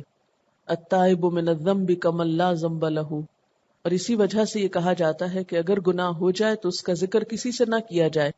جب اللہ تعالیٰ نے چھپا دیا، ڈھانپ دیا، معاف کر دیا، تو پھر اسے خود مت کھولو۔ اس کے بارے میں ابن کثیر نے ایک واقعہ لکھا ہے کہ اہل شام میں سے ایک بہت باروب اور قوی آدمی تھا، اور حضرت عمر رضی اللہ تعالیٰ عنہ کے پاس آیا کرتا تھا۔ کچھ عرصے تک وہ نہ آیا تو حضرت عمر نے لوگوں سے اس کا حال پوچھا۔ لوگوں نے کہا، امیر المؤمنین، اس کا حال نہ پوچھیے، وہ تو شراب میں بدمست رہنے لگا ہے۔ حضرت عمر رضی اللہ تعالیٰ عنہ نے اپنے کاتب کو، منشی کو بلایا اور کہا کہ اسے خط لکھو۔ اور خط کیا تھا؟ عمر بن خطاب کی طرف سے فلاں بن فلاں کے نام، سلام علیک۔ اس کے بعد میں تمہارے لیے اللہ کی حمد پیش کرتا ہوں جس کے سوا کوئی معبود نہیں، وہ گناہوں کو معاف کرنے والا، توبہ کو قبول کرنے والا، سخت عذاب والا، بڑی قدرت والا، اس کے سوا کوئی معبود نہیں، اسی کی طرف لوٹ کر جانا ہے۔ یعنی خط میں یہی آیات لکھی، بس اتنا سا مختصر ترین خط۔ پھر حاضرین مجلس سے کہا کہ سب مل کر اس کے لیے دعا کرو۔ یعنی کتنی خیرخواہی ہے نا۔ ہم کسی کے لیے ایسا سوچتے ہیں؟ ہم تو بیٹھ کے سب باتیں بنانا شروع کر دیں، اچھا وہ شرابی ایسا ویسا، اس کے تو آثار ہی ایسے دکھائی دیتے تھے، اور وہ تو، یعنی سب مل کے خوب دل کی بھڑاس نکال کے یہ سوچیں گے کہ ہاں ہم نے حق ادا کر دیا اور پاک باز ہونے کا اپنے دوسرے کی برائیاں کر کے۔ لیکن عمر رضی اللہ تعالیٰ عنہ نے اس کی اصلاح کے لیے خط لکھا اور اس کے ساتھ سب سے کہا اس کے لیے دعا کرو کہ اللہ تعالیٰ اس کے دل کو پھیر دے اور اس کی توبہ قبول فرما لے۔ فاروق اعظم نے جس قاصد کے ہاتھ یہ خط بھیجا، اس کو ہدایت کی کہ یہ خط اس شخص کو اس وقت تک نہ دے جب تک کہ وہ نشے سے ہوش میں نہ آ جائے۔ یعنی صرف جا کے کام کرنے والی بات نہ کرنا کہ بس میں دے کے آ گیا۔ اس سے بھی کیا پتا چلتا ہے کتنی حکمت تھی ان کے طریقوں میں۔ اور ڈیوٹیفل ہونے کا مطلب صرف یہ نہیں ہوتا کہ ہم کام کر ڈالیں چاہے اس کا نتیجہ کچھ بھی نکلے۔ ڈیوٹیفل ہونے کا مطلب یہ کہ کام کو ایسے طریقے سے کیا جائے کہ جس کا کوئی پازیٹیو یا مثبت نتیجہ بھی نکلے۔ بہرحال انہوں نے دو باتیں کہیں، ایک تو یہ کہ نشے کی حالت میں مت دینا، اس کو اس وقت دینا جب نشے سے باہر آ جائے، دوسرا یہ کہ اس کا خط کسی اور کو نہیں دینا، کسی اور کے ہاتھ میں مت تھما کے آ جانا، اسی کو دینا۔ اب جب وہ شخص ہوش میں آیا اور اس قابل ہوا کہ خط پڑھ سکے تو قاصد نے اسے حضرت عمر رضی اللہ تعالیٰ عنہ کا خط دیا۔ اس نے خط پڑھا تو بار بار ان کلمات کو پڑھتا اور غور کرتا رہا، یعنی دہراتا رہا اسی آیت کو کہ اس میں مجھے سزا سے ڈرایا بھی گیا ہے، معاف کرنے کا وعدہ بھی کیا گیا ہے۔ پھر رونے لگا اور شراب نوشی سے باز آ گیا اور ایسی توبہ کی کہ اس کے بعد شراب کے پاس بھی نہ پھٹکا۔ حضرت فاروق اعظم کو جب اس بات کی خبر ملی تو لوگوں سے فرمایا، ایسے معاملات میں تم سب کو اسی طرح کرنا چاہیے، یعنی جب کسی کے گناہ یا غلطی کا پتہ چلے تو ایسی ہی خیرخواہی کرنی چاہیے کہ جب کوئی بھائی کسی لغزش میں مبتلا ہو جائے تو اس کو درستی پر لانے کی فکر کرو، یعنی اس کو اس کے حال پہ چھوڑ نہ دو، اس کو اللہ کی رحمت کا بھروسہ دلاؤ، اللہ سے اس کے لیے دعا کرو کہ وہ توبہ کر لے، اور تم اس کے مقابلے پر شیطان کے مددگار نہ بنو، کیونکہ شیطان تو یہ چاہتا ہے کہ دوسرا انسان اس کے ہتھے چڑھا رہے اور غلط کام کرتا ہی رہے۔ یعنی اس کو برا بھلا نہ کہو یا اس کو غصہ نہ دلاؤ، اسے دین سے دور نہ کرو، اس کو اس کے گناہ پر آر نہ دلاؤ، یہ چیز اسے دین سے دور کر دے گی۔ آج ہم مسلمانوں نے ان نصیحتوں کے خلاف بالکل الٹ عمل کرنا شروع کر دیا. کوئی بھی انسان ہے، سیدھے رستے پہ چلتے چلتے کسی وقت بھی شیطان کے ہاتھوں ٹریپ ہو کر غلط رستے پہ جا سکتا ہے. ایسے میں کیا لوگ صرف تماشائی بن کے دیکھا کریں یا خیر خواہی کیا کریں؟ اور خیر خواہی کا طریقہ کیا ہے؟ بہترین طریقہ اللہ کی کتاب ہی کے ساتھ کسی کی رہنمائی کرنا. اللہ کا کلام ہی ایسی چیز ہے جو دوسروں کو سمجھا سکے. میری آپ کی نصیحتیں اس کے مقابلے میں کچھ نہیں، یا تعویلیں یا عذر یا بہانے. تو بہتر یہی ہے کہ ایسے میں انسان اللہ کی کتاب کا سہارا لے، کیونکہ یہ کتاب گائیڈ بک ہے نا، رہنمائی کرتی ہے. اور کس چیز کی رہنمائی کرتی ہے؟ ہمارے ڈے ٹو ڈے پرابلمز میں ہماری رہنمائی کرتی ہے. لیکن افسوس کی بات یہ ہے کہ ہم نے اس کتاب کو ایک طرف رکھ دیا ہے اور اپنی زندگی کے مسائل حل کرنے کے لیے خود ساختہ طریقے اختیار کر رکھے ہیں. پھر بھلا مسائل حل کیسے ہوں؟ یہ صرف برکت والی کتاب نہیں، صرف رحمت اور شفا ہی نہیں، یہ گائیڈ بک ہے. ذالک الکتاب لا ریب فیہ ھدی للمتقین. لیکن ظاہر ہے کہ رہنمائی اسی کو دے گی یہ کتاب مختلف مشکلات اور پریشانیوں اور دکھوں میں، کہ جب واقعی کوئی رہنمائی چاہے گا جس کے اندر تقویٰ ہوگا، جو جھکے گا اور اللہ سے مدد مانگے گا. تو غافر الذنب، وہ گناہ معاف کرنے والا ہے، کر سکتا ہے، اس کے لیے کچھ مشکل نہیں. وقابل التوب، توبہ قبول کرنے والا ہے. غافر الذنب، قابل التوب لفظی ترجمہ تو ایک جیسے ہی لگتا ہے. دیکھیں نا، جب ہم کہتے ہیں گناہ معاف کرنے والا ہے، توبہ قبول کرنے والا ہے، تو دونوں میں فرق کیا ہے؟ ایک ہی بات لگتی ہے، لیکن تھوڑا سا فرق ہے. ایک تو یہ کہ ایک صفت دوسری صفت کے لیے بطور تاکید بھی ہے، یعنی اس میں مزید سٹریس پیدا ہو جاتا ہے، بات میں وزن پیدا ہو جاتا ہے، زیادہ یقین دہانی ہو جاتی جب بات میں ذرا تکرار آ جاتی ہے. لیکن ایک ہی مطلب کے لیے یا ایک ہی بات کے لیے دو الگ الگ لفظ بھی لائے گئے ہیں. اب غافر الذنب سے معنی یہ بھی لیا جا سکتا ہے کہ جو کچھ ماضی میں ہو چکا ان سب گناہوں کو معاف کرنے والا ہے. اور قابل التوب، مستقبل میں اگر پھر غلطی ہو گئی تو توبہ قبول کر سکتا ہے، آئندہ بھی توبہ قبول کرے گا. یعنی مکمل طور پر انسان کو مایوسی سے باہر نکال لیا گیا، کیونکہ اس مایوسی سے باہر نکل کر ہی انسان ایک مفید اور تعمیری کردار ادا کر سکتا ہے معاشرے میں. ڈپریشن کے ساتھ نہیں، مایوسی کے ساتھ نہیں. اچھا، بعض لوگ یہ کہتے ہیں کہ یہ تو کوئی بات نہ ہوئی، ایک شخص اتنے گناہ کرے اور پھر اس کو معاف کر دیا جائے. تو بعض لوگوں کا خیال یہ کہ یہ کوئی فیئر بات نہیں، یہ کوئی انصاف والی بات نہیں کہ ایک شخص جو گناہ نہ کرے اور ایک وہ جو ڈھیروں گناہ کرے تو اس کو بھی معاف کر کے اس کی طرح کر دیا جائے جس نے کوئی گناہ نہ کیا ہو یا کم گناہ کیے ہو. چلیے مان لیتے ہیں آپ کی بات، لیکن پھر آپ بتائیے کہ آلٹرنیٹ کیا ہے؟ کیا ایک شخص جس سے غلطی ہو چکی اس کو اسی جہنم میں پھینک دیا جائے؟ یہ تو کوئی حل نہیں. اور دوسری بات یہ کہ یو نیور نو کہ اگر کسی شخص کے پچھلے گناہ معاف ہو جاتے ہیں تو آئندہ زندگی میں وہ کتنے پروڈکٹیو کام کر سکتا ہے، اور ہو سکتا ہے وہ نیکیوں میں اس شخص سے کہیں آگے بڑھ جائے جس نے کل تک کوئی خاص گناہ کیے ہی نہیں تھے، کیونکہ اس شخص کو اپنی نئی زندگی کی ایک قدردانی بھی ہوگی، اس کے اندر ایک عاجزی بھی ہوگی، کیونکہ گناہوں کا اعتراف بندے کو اندر سے توڑ دیتا ہے. اس عاجزی کے ساتھ، قدردانی اور شکر گزاری کے ساتھ، اللہ کی محبت کے ساتھ جب وہ آگے بڑھے گا تو ہو سکتا ہے اور بہت ممکن ہے کہ وہ دوسرے لوگوں کے مقابلے میں نیکی میں بہت آگے نکل جائے. اور اس میں ایک نہیں کئی مثالیں ہیں صحابہ کرام کی. مثلا حضرت عمر رضی اللہ تعالیٰ عنہ جو حضور صلی اللہ علیہ وسلم کو قتل کرنے کے ارادے سے گھر سے نکلے تھے، تو یہ ارادہ ہی بہت خطرناک تھا اور بہت بڑا جرم تھا اس زمین پر. خدا نہ خواستہ اگر وہ اس ارادے میں پورے اتر جاتے، لیکن کسی نبی کے قتل کا ارادہ بھی ایک گناہ تھا. اب اگر ان کی معافی نہیں ہوتی تو وہ عمر فاروق کیسے بنتے؟ ان سے خلق خدا کو جو فائدہ پہنچا وہ کیسے پہنچتا اگر وہ اسی گناہوں کی زندگی میں ہی ڈوبے رہتے اور ان کی پچھلی معافی نہ ہوتی؟ اور یہ ایک مثال نہیں، 20 مثالیں ایسی ہیں کہ جس میں لوگوں کے بڑے بڑے جرائم کو معاف کیا گیا اور پھر آئندہ انہوں نے اتنی ہی بڑی بڑی نیکیاں بھی کی، اتنا ہی زیادہ تعمیری رول بھی ادا کیا. اس لیے یہ معاملہ تو اللہ کا ہے، وہ اس کی اپنی مخلوق ہے، جس کو جیسے چاہے معاف کرے. اس میں میں اور آپ کون ہے اعتراض کرنے والے؟ میرا اور آپ کا علم یا تجربہ یا حکمت وہ تو نہیں جو اللہ تعالیٰ کی ہے. اس کو پتا ہے کہ ایک توبہ کسی انسان کے لیے کتنی باعث رحمت ہو سکتی. کیونکہ اللہ تعالیٰ کیا چاہتے ہیں کہ انسان اس دنیا پر ایک مفید اور تعمیری زندگی بسر کریں، نہ کہ گناہوں کے ڈپریشن میں ڈوب کے ایسی زندگی کہ جس سے وہ خود بھی بیزار ہوں اور دوسرے بھی. اچھا اب دیکھیے کہ انسان جب بھی کوئی گناہ کرتا ہے تو اس کا نتیجہ کیا ہوتا ہے؟ دل پہ ایک سیاہ نقطہ لگتا ہے، ایک اندھیرا چھاتا ہے، وہ غم میں بدلتا ہے، ندامت میں بدلتا ہے. اس غم اور ندامت سے مایوسی جنم لیتی. اس مایوسی سے پھر انسان ہر ایک سے بیزار ہونے لگتا ہے، حتیٰ کہ اپنے آپ سے بھی بیزار ہونے لگتا ہے. اسی لیے بعض اوقات ہم دیکھتے ہیں کہ ایسے لوگ پھر سوئسائڈ کر لیتے ہیں، ان کو زندہ رہنے کی کوئی امید نظر نہیں آتی. تو آپ خود سوچیں کہ ایک انسان جو اللہ کی خوبصورت تخلیق، جس کے پاس عقل، ذہن، ذہانت، طرح طرح کے ٹیلنٹس، جو اس دنیا میں انسانوں کو بے پناہ فائدہ دے سکتا ہے، وہ شخص صرف اندھیروں اور مایوسی میں اپنے آپ کو ہلاک کر ڈالے. یہ تو کوئی درست اپروچ نہیں. اس کا کوئی علاج ہونا چاہیے. اس کے لیے امید کا راستہ توبہ کا راستہ ہی ہے.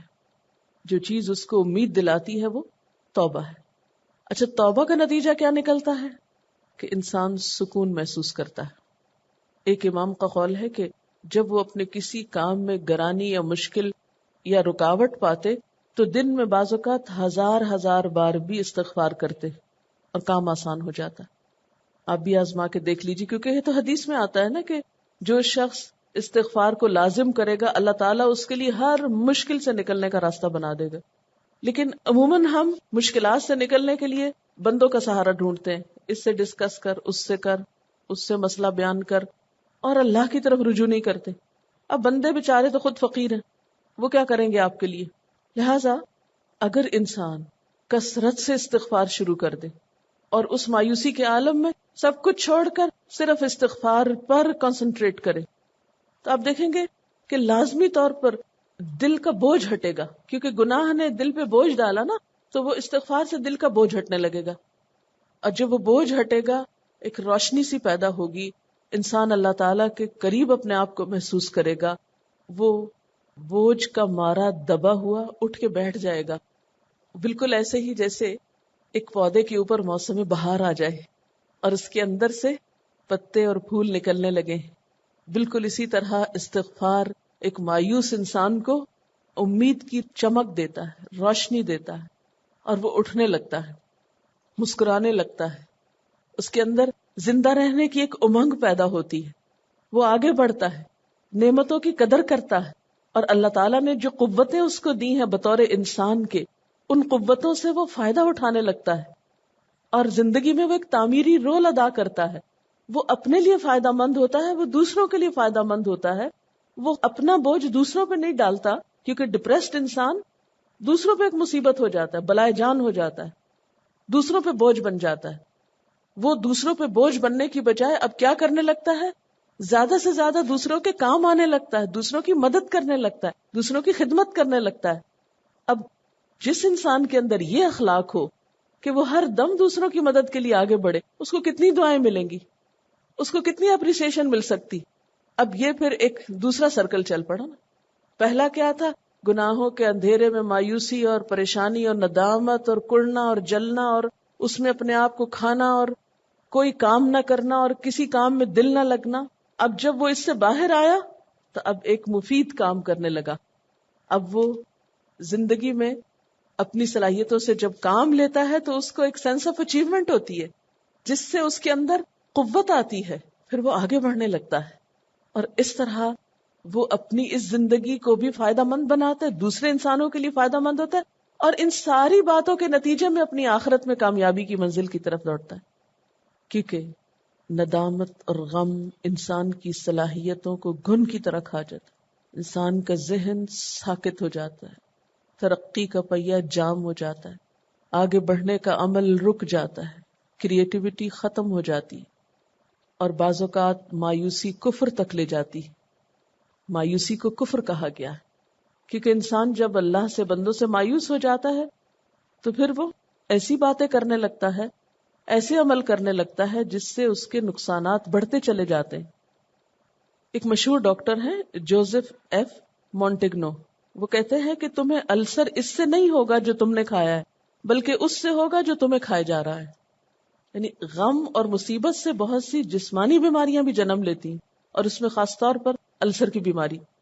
اسی طرح ایک لائف میگزین ہے، اس کے مطابق السر جو ہے دنیا میں ہلاک کرنے والی بیماریوں میں 10ویں نمبر پر ہے، یعنی جس سے بہت زیادہ ڈیتھس ہوتی ہے. ظاہر ہے کہ جب السر ہو جاتا ہے تو کھایا ہوا بھی نہیں لگتا، جب کھایا ہوا جسم کو ہی نہیں لگتا تو طاقت ہی نہیں آتی، جب طاقت ہی نہیں تو کوئی کام ہی نہیں کر سکتے، جب کوئی کام ہی نہیں کر سکتے تو وہ اور زیادہ پریشانی بڑھتی ہے، اور اس کو آپ دوائیوں سے کاٹنے کی کوشش کرتے ہیں، وہ دوائیاں آپ کے السر کو اور بڑھانے لگتی ہیں، اور اس طرح انسان قدم بقدم ہلاکت کی طرف بڑھتا چلا جاتا ہے. اسی طرح کچھ اور بیماریاں، مثلا ارتھرائٹس، اس کے 4 عمومی وجوہات بتائی جاتی ہیں، مثلا اکیلا پن اور بے چینی، ازدواجی زندگی کے مسائل، مالی مسائل، اور عداوت، بغض اور کینہ. یعنی جن لوگوں کی سوچ نیگیٹو ہوتی ہے وہ پھر اس قسم کی بیماریوں میں مبتلا ہو جاتے ہیں. ڈیل کارنیگی کا کہنا ہے کہ جتنے امریکی خودکشی کرنے کی کوشش کرتے ہیں ان کی تعداد ان لوگوں سے زیادہ ہے جو 5 خطرناک ترین بیماریوں سے مر جاتے ہیں. یعنی دنیا میں جو خطرناک ترین جسمانی بیماریاں ہیں ان سے زیادہ ریٹ ہے ان مرنے والوں کا جو خودکشی کر لیتے ہیں. اور ان کا کہنا ہے کہ تحقیق سے یہ بات ثابت ہوئی ہے کہ فکر اور پریشانی امریکہ کی نمبر 1 جان لیوا بیماری ہے. آخری جنگ عظیم کے نتیجے میں ہمارے 10 لاکھ سپاہیوں میں سے 1/3 جنگ میں مارے گئے، یعنی 10 لاکھ میں سے 1/3 یعنی تقریباً 3.5 لاکھ. اسی دوران 20 لاکھ لوگ دل کی بیماریوں سے مر گئے، یعنی جنگ میں اتنے لوگ نہیں مرے جتنے دل کی بیماریوں سے مرے. ان 20 لاکھ لوگوں میں سے 10 لاکھ کی بیماری کی وجوہات فکر، پریشانی اور نروس ٹینشن تھی. اور یہ ساری چیزیں کس سے جنم لیتی ہیں؟ گناہوں کی کثرت سے اور توبہ کے تصور سے خالی ہونے سے. اور آپ دیکھیں نا، شیطان ہمارے ساتھ ہے. کوئی شخص ایسا نہیں جو یہ دعویٰ کر سکے کہ مجھ سے تو کبھی کوئی گناہ یا غلطی ہوئی نہیں. قدم قدم پہ ہوتی ہیں. اور جب انسان ہر قدم پر ندامت کے ساتھ پلٹتا ہے تو اللہ تعالیٰ پھر معاف کر دیتا ہے. قابل التوب، غافر الذنب، پچھلے سارے معاف ہو گئے، قابل التوب آئندہ معاف ہو سکتے ہیں. صرف یہ کہ تم اپنے تعمیری کاموں کو کرنے کے لیے آگے بڑھتے جاؤ. آپ دیکھیں غلطی کس سے ہوتی ہے؟ جو کام کرتا ہے. جو کام کرتا ہی نہیں اس سے کیا غلطی ہوگی؟ یعنی آپ جب کسی سے بات کرتے ہیں تو تبھی تو ٹھوکر کھاتے ہیں نا. کسی کے دل دکھا بیٹھے، کوئی منہ سے بھول کے کسی کی غیبت ہو گئی، کسی کو ستا بیٹھے، پھر ندامت سے پریشان بیٹھے. اب اس کا حل یہ تو نہیں کہ آپ کے آئندہ سے میرا چپ کا روزہ، میں تو کسی سے بات ہی نہیں کروں گی کیونکہ میں تو جب بولتی ہوں کچھ منہ سے نکل ہی جاتا ہے، میں تو اپنے آپ سے ہی تنگ آ گئی. نہیں، ٹھیک ہے، اپنی اصلاح کی کئی کوششیں اور کئی طریقے اس کے ہونے چاہیے، اختیار کرنے چاہیے، لیکن یہ حل نہیں ہے کہ آپ کام چھوڑ کے بیٹھ جائیں. یہ تو بہت آسان طریقہ ہے. اور ڈپریشن میں عام طور پر کیا ہوتا ہے کہ لوگ سب کام چھوڑ کے دنیا سے بے نیاز ہو کے بیٹھ جاتے ہیں اور وہ اس کو حل سمجھنے لگتے ہیں، اپنے آپ میں رہنے کو مسائل کا حل شمار کرتے ہیں، حالانکہ یہ حل نہیں ہوتا. اس لیے ماضی کے گناہ بھی معاف ہوتے ہیں اور آئندہ بھی ہو سکتے ہیں. اور یاد رکھیے، معافی مانگتے ہوئے کبھی اپنے آپ پہ بھروسہ نہ کیجئے کہ یا اللہ میں وعدہ کرتا ہوں اور میں اس قابل ہوں کہ آئندہ کوئی گناہ نہیں کروں گا. یہ نہیں ہو سکتا. اپنے آپ کو اللہ کے حوالے کیجئے کہ یا اللہ میں معافی مانگ رہا ہوں اور میں بے حد کمزور ہوں، مجھ سے تو پھر غلطی ہو جائے گی، مجھے تو نے ہی سنبھالنا ہے اور تو نے ہی پھر بھی مجھے معاف کرنا ہے. میں اپنے ہر گناہ کا اعتراف کرتا ہوں. اور اس کے ساتھ انسان اصلاح کی کوشش کرتا رہے، غلطی پر اصرار نہ کرے، غلطی پہ اڑ نہ جائے، غلطی کی تعویلیں نہ کرے، تو سب معاملہ درست ہے. اور آپ دیکھیں گے کہ جب اعتراف کرنے لگتے ہیں نا آپ، تو اللہ تعالیٰ پھر توفیق بھی دینے لگتا ہے بچنے کی. یعنی یہ توبہ کا طریقہ جو ہے نا، اس کے اندر ایسی کچھ حکمت ہے کہ یوں لگتا ہے نا جیسے کانفیڈنس بحال ہوتا ہے، اللہ تعالیٰ کی ذات پر ایک اعتماد اور ایمان اور یقین میں اضافہ ہونے لگتا ہے نا، اس پہ پیار آنے لگتا ہے. پھر انسان اللہ تعالیٰ کے اس پیار کی مان رکھنے میں پھر زیادہ کوشش کرتا ہے غلطیوں سے بچنے کی، کہ نہیں جس رب کا اتنا احسان ہے مجھ پر، میں کیوں اس کو ناراض کروں. پھر شعوری کوشش کرنے لگتا ہے. اور جس انسان کا کسی پر اعتماد نہ اور ہر کوئی اس کا اعتماد توڑ کے رکھ دے اور وہ مایوسی کا شکار ہو، تو ایسا شخص آئندہ بھی کچھ زیادہ بہتر کام نہیں کر سکتا. اچھا، ایک اور سائیکالوجسٹ ہیں ڈاکٹر کارٹ جنگ، وہ کہتے ہیں کہ پچھلے 30 سالوں سے لوگ میرے پاس مشورے مانگنے آتے ہیں. میں نے سینکڑوں مریضوں کا علاج کیا ہے اور ان میں سے کوئی بھی ایسا نہیں تھا جس نے اپنی زندگی کو بہتر بنانے کے لیے دین کی طرف رجوع نہ کیا ہو. یعنی ان سب کا علاج کس میں تھا؟ دین میں. حالانکہ ان کا دین کو مکمل دین بھی نہیں ہے کرسچینٹی، لیکن پھر بھی بہرحال دین تو ہے. اور صحت یاب نہ ہوا ہو، یعنی کوئی شخص ایسا نہ تھا ذہنی مسائل والا کہ جس نے دین کی طرف رجوع کیا ہو اور پھر اس کو اپنے مسائل کا حل نہ ملا ہو یا وہ اس بیماری سے باہر نہ آیا ہو. سینکڑوں لوگوں کی مثال دے کے کہتے ہیں، وہ کہتے ہیں کہ میں یہ کہہ سکتا ہوں کہ وہ سب اس لیے بیماری کا شکار ہوئے تھے کہ وہ اس چیز سے محروم تھے جو دین ایمان والوں کو فراہم کرتا ہے. جو سچا ایمان پیدا نہ کر سکے اس کو شفا نہیں ہو سکتی، کیونکہ دین بھی عقیدے کا نام ہے نا، ایک اعتماد اور یقین، اور ایک چاہے وہ درست ہے چاہے نہیں، لیکن اس کے اندر بھی یعنی اس سے ہمیں تعلق نہیں ہے اب کہ وہ درست دین ہے یا نہیں ہے، لیکن دین بہرحال انسان کو عقیدے کی بنیاد پر ایک ایمان جو نصیب کرتا ہے اس کے ساتھ ان تمام مسائل کا حل نکلنے لگتا ہے. اب آپ دیکھیں بہت سے لوگ جو غلط طریقوں سے شفا حاصل کرنے کی کوشش کرتے ہیں، مثلا شرکیہ طریقوں سے، تو ان کو بھی شفا ہو جاتی ہے. کیوں؟ اس لیے کہ ان کا جو اعتماد اس چیز پر ہوتا ہے، وہ اعتماد ایک ایسی چیز ہے، ایک یقین کی کیفیت ایسی چیز ہے کہ جو انہیں اس مشکل سے باہر نکلنے میں مدد دیتی. ایک اخبار المسلمون کے مطابق دنیا میں 200 ملین افراد ڈپریشن کا شکار ہیں. یہ ایک ایسی بیماری ہے جس نے انسانیت میں تباہی برپا کر رکھی ہے. یہ بیماری امیر اور غریب، مشرقی اور مغربی شخص میں فرق نہیں کرتی، ہر طرح کے انسانوں پہ حملہ آور ہوتی ہے، جن میں سے کئی پھر خودکشی کر لیتے ہیں. ایک حالیہ تحقیق سے معلوم ہوا کہ ہر 10 افراد میں سے ایک ڈپریشن کا شکار ہوتا ہے، اور یہ خطرہ بوڑھوں کے علاوہ جوانوں میں بھی بڑھ رہا ہے. یعنی پہلے عموماً یہ ڈپریشن بڑی عمر کے لوگوں کو ہوتا تھا کیونکہ اب وہ اپنی زندگی کی ہر خوشی سے عاری ہوتے جاتے تھے، لیکن اب ارلی ایج میں بھی اس کو ڈائگنوز کیا گیا. 1973 میں ہو کی رپورٹ کے مطابق دنیا کی 3% آبادی ڈپریشن کا شکار ہے. 1978 میں یہ شرح 5% تک بڑھ گئی، یعنی انکریز ہو رہی ہے دن بدن. اور حیرت انگیز بات یہ ہے کہ زیادہ تر یہ مرض ترقی یافتہ اقوام میں ہے، کیونکہ وہاں پر دین کی باہم رشتوں میں اعتماد کی کمی ہے. اور جب انسان کا کسی پر اعتماد ہی نہیں رہتا تو پھر وہ اس کے لیے جینے کی کوئی امنگ یا ہوپ باقی نہیں رہتی. غافر الذنب وقابل التوب، گناہوں کا معاف کرنے والا ہے، توبہ قبول کرنے والا ہے، شدید العقاب، سخت سزا دینے والا بھی. اب آپ دیکھیں کہ ایک طرف رحمت کی بات کر کے، توبہ کی بات کر کے، دوسری بات بھی کر دی گئی. کیوں؟ اس لیے کہ صرف امید کی بات انسان کو گناہوں پہ دلیر کر دیتی، اور صرف خوف کی بات انسان کو مایوسی میں مبتلا کر دیتی. تو انسان کو دونوں کیفیات کے بیچ میں رکھا گیا، اور یہی ایک اعتدال کا راستہ ہے کہ ایک طرف انسان امید بھی رکھے لیکن دوسری طرف اللہ کا ڈر بھی ہو اس میں. جیسا کہ سورۃ الحجر میں آتا ہے، نبئ عبادی انی انا الغفور الرحیم وان عذابی هو العذاب العلیم. میرے بندوں کو بتا دو کہ بے شک میں غفور الرحیم ہوں اور بے شک میرا عذاب دردناک عذاب ہے. لیکن ظاہر ہے کہ شدید العقاب وہ کس کے لیے ہے؟ سرکش لوگوں کے لیے، ان لوگوں کے لیے جو گناہوں سے توبہ نہ کرنا چاہیں، یعنی جو گناہوں کی زندگی میں اس لیے پڑے رہیں کہ انہیں گناہوں میں لذت آئے، اور جو اس آلودگی کو محسوس نہ کریں اور اس سے باہر نہ نکلنا چاہیں، تو ان کو بھی ایک طرح سے جھنجھوڑا جا رہا ہے. ذی الطول، اب شدید العقاب کی بات کر کے ذی الطول کی بات بھی کی گئی. ذی الطول فضل والا ہے. طول کا لفظی معنی فراخی اور تونگری کا ہے، یعنی وہی فراخی عطا کرنے والا ہے، وہی تمہیں دنیا کی نعمتیں دینے والا ہے. اور طول کا معنی انعام بھی کیا گیا ہے، یعنی اپنے بندوں پر انعام اور فضل فرمانے والا ہے، احسان فرمانے والا ہے، ان کے لیے دنیا کی مشکلات میں وسعت پیدا کرنے والا ہے. اسی لیے پھر زیادہ سے زیادہ اللہ تعالی کی طرف رجوع کرنے کی ضرورت ہے، ہر مشکل میں، ہر تنگی میں، ہر پریشانی میں. گاندھی کا قول بھی اس سلسلے میں بہت اہم ہے. وہ کہتا ہے کہ اگر میں دعا نہ کرتا تو میں کب کا پاگل ہو چکا ہوتا. تو جب انسان اللہ تعالیٰ کی صفت پر یقین کرے کہ ذی الطول، وہ سب کچھ کر سکتا ہے، وسعت والا ہے. اب آپ دیکھیں نا، طول، فضل، وسعت، فراخی. تو اب جب آپ اللہ تعالیٰ کے لیے یہ صفت ذہن میں لائیں تو پھر مایوسی نہیں ہوتی. کیوں؟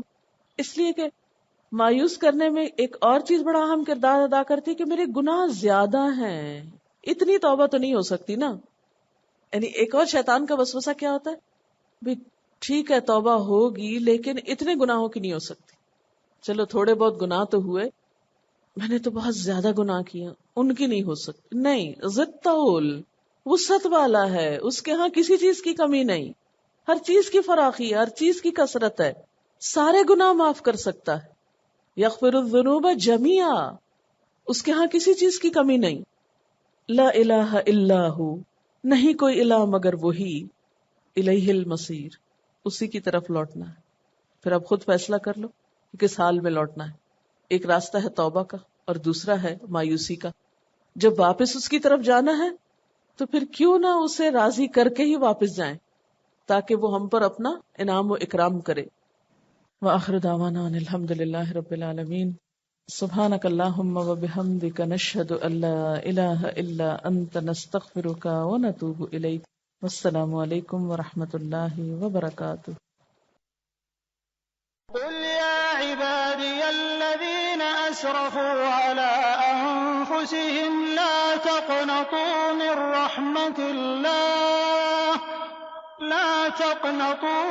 رحمة الله إن الله يغفر الذنوب جميعا إنه هو الغفور الرحيم. وأنيبوا إلى ربكم وأسلموا له من قبل أن يأتيكم العذاب ثم لا تنصرون. واتبعوا أحسن ما أنزل إليكم من ربكم من قبل أن يأتيكم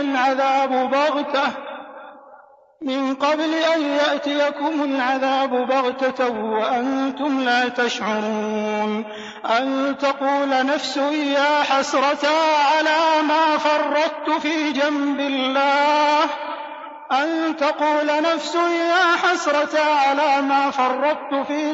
الله وإن كنت لمن الساخرين. أو تقول لو أن الله هداني لكنت من المتقين. أو تقول حين ترى العذاب لو أن لي كرة فأكون من المحسنين. بلى قد جاءتك آياتي فكذبت بها واستكبرت وكنت من الكافرين. ويوم القيامة ترى الذين كذبوا على الله وجوههم مسودة أليس في جهنم مثوى للمتكبرين. وينجي الله الذين اتقوا بمفازتهم لا يمسهم السوء ولا هم يحزنون.